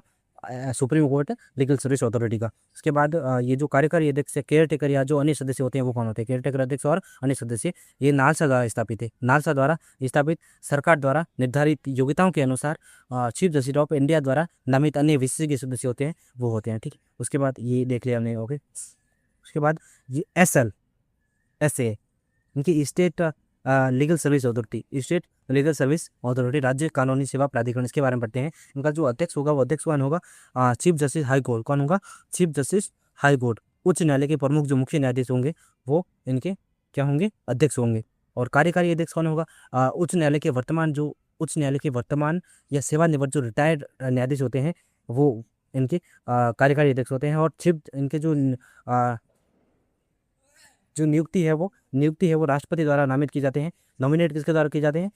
राष्ट्रपति द्वारा किए जाते हैं, लेकिन सलाह किसकी? चीफ जस्टिस ऑफ इंडिया की सलाह के बाद। ध्यान रखना ये स्टेट लेवल पे है, फिर भी मतलब जो चीफ जस्टिस ऑफ इंडिया है उसके परामर्श के बाद राष्ट्रपति द्वारा नामित होती हैं। तो यहाँ पे आपको भ्रमित करने के लिए दे दिया जाएगा कि जो चीफ जस्टिस ऑफ जो हाई कोर्ट है उनके द्वारा होते हैं, ठीक है। तो उनके द्वारा नहीं होते हैं, ये चीफ जस्टिस ऑफ इंडिया होता है, उनके द्वारा सिफारिश की जाती है टू द राष्ट्रपति, प्रेसिडेंट, एंड जो प्रेसिडेंट होते हैं वो नॉमिनेट करते हैं, ओके। जो अन्य सदस्य होते हैं चीफ जस्टिस हाई कोर्ट के परामर्श के बाद सरकार द्वारा नामित विशेषज्ञ सदस्य होते हैं, ठीक है। इसके बारे में पढ़ते हैं।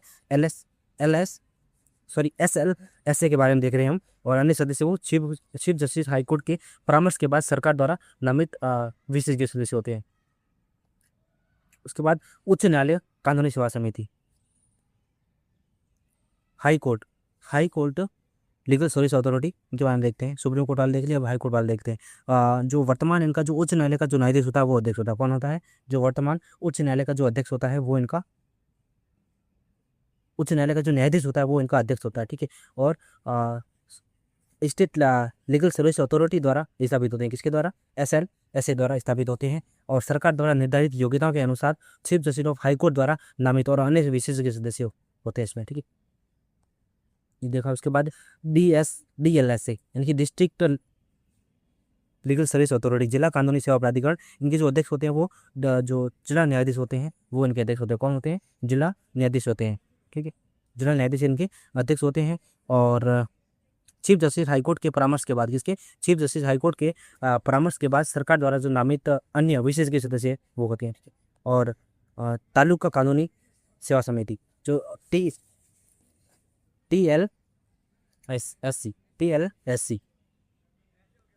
TLSC इसमें जो अध्यक्ष कौन होता है? जो वरिष्ठतम जो स्थानीय न्यायाधीश होता है, वरिष्ठतम स्थानीय न्यायाधीश होता है वो इनका अध्यक्ष होता है। किसका? तालुका का, ठीक है। उसके बाद हम देखते हैं डिस्ट्रिक्ट लेवल सर्विस अथॉरिटी द्वारा स्थापित ये होती हैं।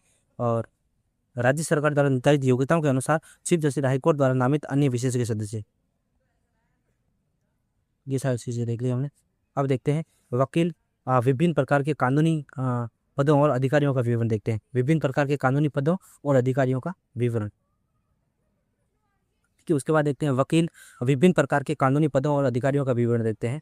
प्रकार और इधर विवरण होगा। अधिवक्ता, एडवोकेट कौन होते हैं? ये अधिवक्ता अधिनियम 1961 किसी भी बार काउंसिल के साथ नामांकित होने चाहिए और किसी भी अदालत में अभ्यास कर सकते हैं। ये जो एडवोकेट होते हैं वो किसी भी अदालत में अभ्यास कर सकते हैं। और पूर्णकालिक नियोजन, फुल टाइम एम्प्लॉयमेंट नहीं हो सकता ये, लेकिन फुल टाइम एम्प्लॉयड नहीं हो सकता ये एडवोकेट। फुल टाइम पूर्णकालिक नियोजित नहीं हो सकते, ठीक है। ध्यान रखना, लेकिन किसी भी अदालत में ये अभ्यास कर सकते हैं, ये इंपॉर्टेंट होगा, ठीक। उसके बाद हम देखते हैं वरिष्ठ अधिवक्ता, सीनियर एडवोकेट्स। वरिष्ठ अधिवक्ता इनकी सीनियर एडवोकेट्स ये क्या होते हैं? ये अधिवक्ता अधिनियम 1961 के तहत होते हैं। और केवल सर्वोच्च न्यायालय केवल और सुप्रीम कोर्ट और हाई कोर्ट में ये पूर्व सुनवाई कर सकते हैं। प्री ऑडियंस कर सकते हैं, इनका प्री ऑडियंस, इनकी पूर्व सुनवाई इनका अधिकार है। और अन्य अधिवक्ताओं से ये पहले सुना जाता है, अन्य अधिवक्ताओं से पहले इनको यह जो सुना जाता है, और सीधे ग्राहकों से केस नहीं ले सकते। ये ध्यान रखना, ये सीधे ग्राहकों से केस नहीं ले सकते। और सुप्रीम कोर्ट और हाई कोर्ट के पास, किसके पास, सुप्रीम कोर्ट और हाई कोर्ट के पास अधिवक्ताओं को वरिष्ठ अधिवक्ता नामित करने के अपने स्वयं के दिशा निर्देश है। क्यूरेटिव पिटिशन दायर करने के लिए उनका प्रमाणन आवश्यक है। क्यूरेटिव पिटिशन दायर करने के लिए उनका प्रमाणन आवश्यक है, ठीक है। तो ये सीनियर एडवोकेट। उसके बाद एडवोकेट ऑन रिकॉर्ड, AOR, केवल सर्वोच्च न्यायालय सुप्रीम कोर्ट में ये एडवोकेट ऑन जो रिकॉर्ड है वो सर्विस दे सकते हैं। और केवल एडवोकेट ऑन रिकॉर्ड ही सर्वोच्च न्यायालय में मामले दायर कर सकते हैं, ठीक है, और बहस कर सकते हैं। अन्य वकील बहस कर सकते हैं यदि एडवोकेट ऑन रिकॉर्ड किसी मामले की अनुमति दे तो, ठीक है, अन्य वकील बहस कर सकते हैं। चयन लिखित परीक्षा के माध्यम से इनका होता है, और परीक्षा में बैठने से पहले 4 साल का जो अनुभव और एडवोकेट ऑन रिकॉर्ड के तहत 1 साल का जो प्रशिक्षण है वो इनको लिए कंपलसरी होता है, अनिवार्य होता है। उसके बाद एमिकस क्यूरी क्या होता है? एमिकस क्यूरी सुप्रीम कोर्ट सर्वोच्च न्यायालय प्रतिनिधित्व विहीन व्यक्तियों को एक वकील आवंटित करता है। आपराधिक मामलों के लिए अनिवार्य, नागरिक सिविल मामलों के लिए विवेकाधीन, ठीक है, महान्यायवादी अटॉर्नी जनरल। यह आर्टिकल 76 76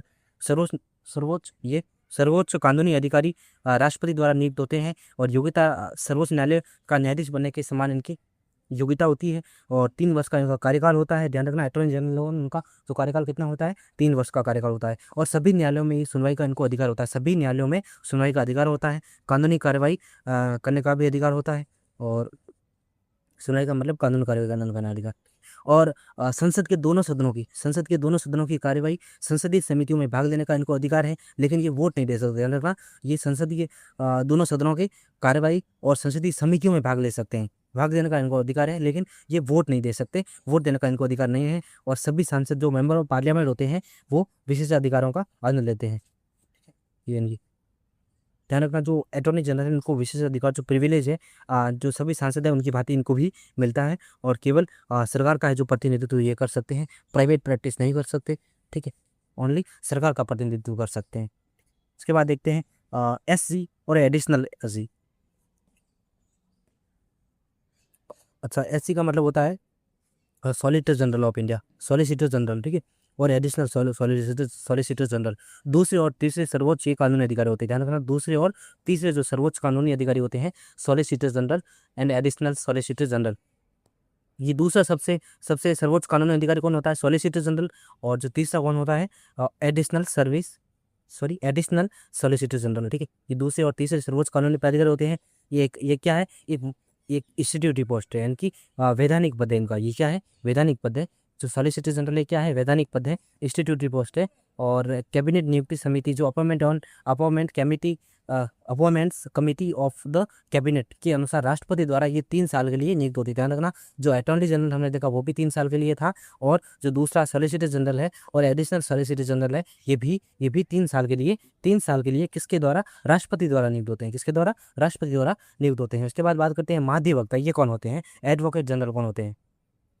एडवोकेट जनरल के बारे में देखेंगे। ये आर्टिकल 165, किसमें? 165 में राज्य में सर्वोच्च कानूनी अधिकारी होते हैं। ध्यान रखना, राज्य में सर्वोच्च कानूनी अधिकारी होते हैं। जिस प्रकार आपने जो अटॉर्नी जनरल देखा है वैसे एडवोकेट जनरल राज्य में होते हैं। ये आर्टिकल 165 के अंतर्गत होते हैं, और राज्य में ये सर्वोच्च कानूनी अधिकारी होते हैं, और किसके द्वारा? राज्यपाल द्वारा नियुक्त होते हैं। ध्यान रखना, जो हमने महाधिवक्ता हमने देखा, सॉरी अटॉर्नी जनरल हमने देखा है, महान्यायवादी, वो तो राष्ट्रपति द्वारा नियुक्त होते हैं। किसके द्वारा? प्रेसिडेंट के द्वारा अपॉइंटमेंट होते हैं। लेकिन जो राज्य है, राज्य में होता है आपका महाधिवक्ता, ठीक है, महान्यायवादी नहीं, महाधिवक्ता होता है, जो एडवोकेट जनरल जिसको कहते हैं। इनकी जो नियुक्ति है वो गवर्नर के द्वारा की जाती है। किसके द्वारा? राज्यपाल के द्वारा इनकी नियुक्ति की जाती है। और इनकी जो एलिजिबिलिटी है, योग्यता है, उच्च न्यायालय जो हाई कोर्ट है उनकी हाई कोर्ट का न्यायाधीश बनने के समान इनकी योग्यता होती है, ठीक है, हाई कोर्ट के न्यायाधीश बनने की समान योग्यता। और इनका जो कार्यकाल है वो इनका 3 वर्ष का होता है, ठीक है। ये अटॉर्नी जनरल है, सॉलिसिटर जनरल है और एडवोकेट जनरल है, इन सभी का कार्यकाल है वो 3 वर्ष का होता है, ध्यान रखना, ठीक है। और जो ऊपर सॉलिसिटर जनरल है, जो अटॉर्नी जनरल, इनकी नियुक्ति राष्ट्रपति द्वारा की जाती है, ध्यान रखना दोनों की, ठीक है। और जबकि महाधिवक्ता है, एडवोकेट जनरल है, इनकी नियुक्ति राज्यपाल द्वारा की जाती है, ठीक है। और इनका जो शक्तियाँ और कार्य है वो स्थिति महान्यायवादी के समान है। केंद्र में जो महान्यायवादी होता है उसके समान इनकी शक्तियाँ और कार्य होते हैं, ठीक है, सत्य कार्य और स्थिति स्टेटस। उसके बाद ये आपका पूरा हो गया। नेक्स्ट हम करेंगे फिल्म का साइज नो 2.0 यूनिट 12, ठीक है, केंद्र राज्य संबंध के बारे में। Thank you.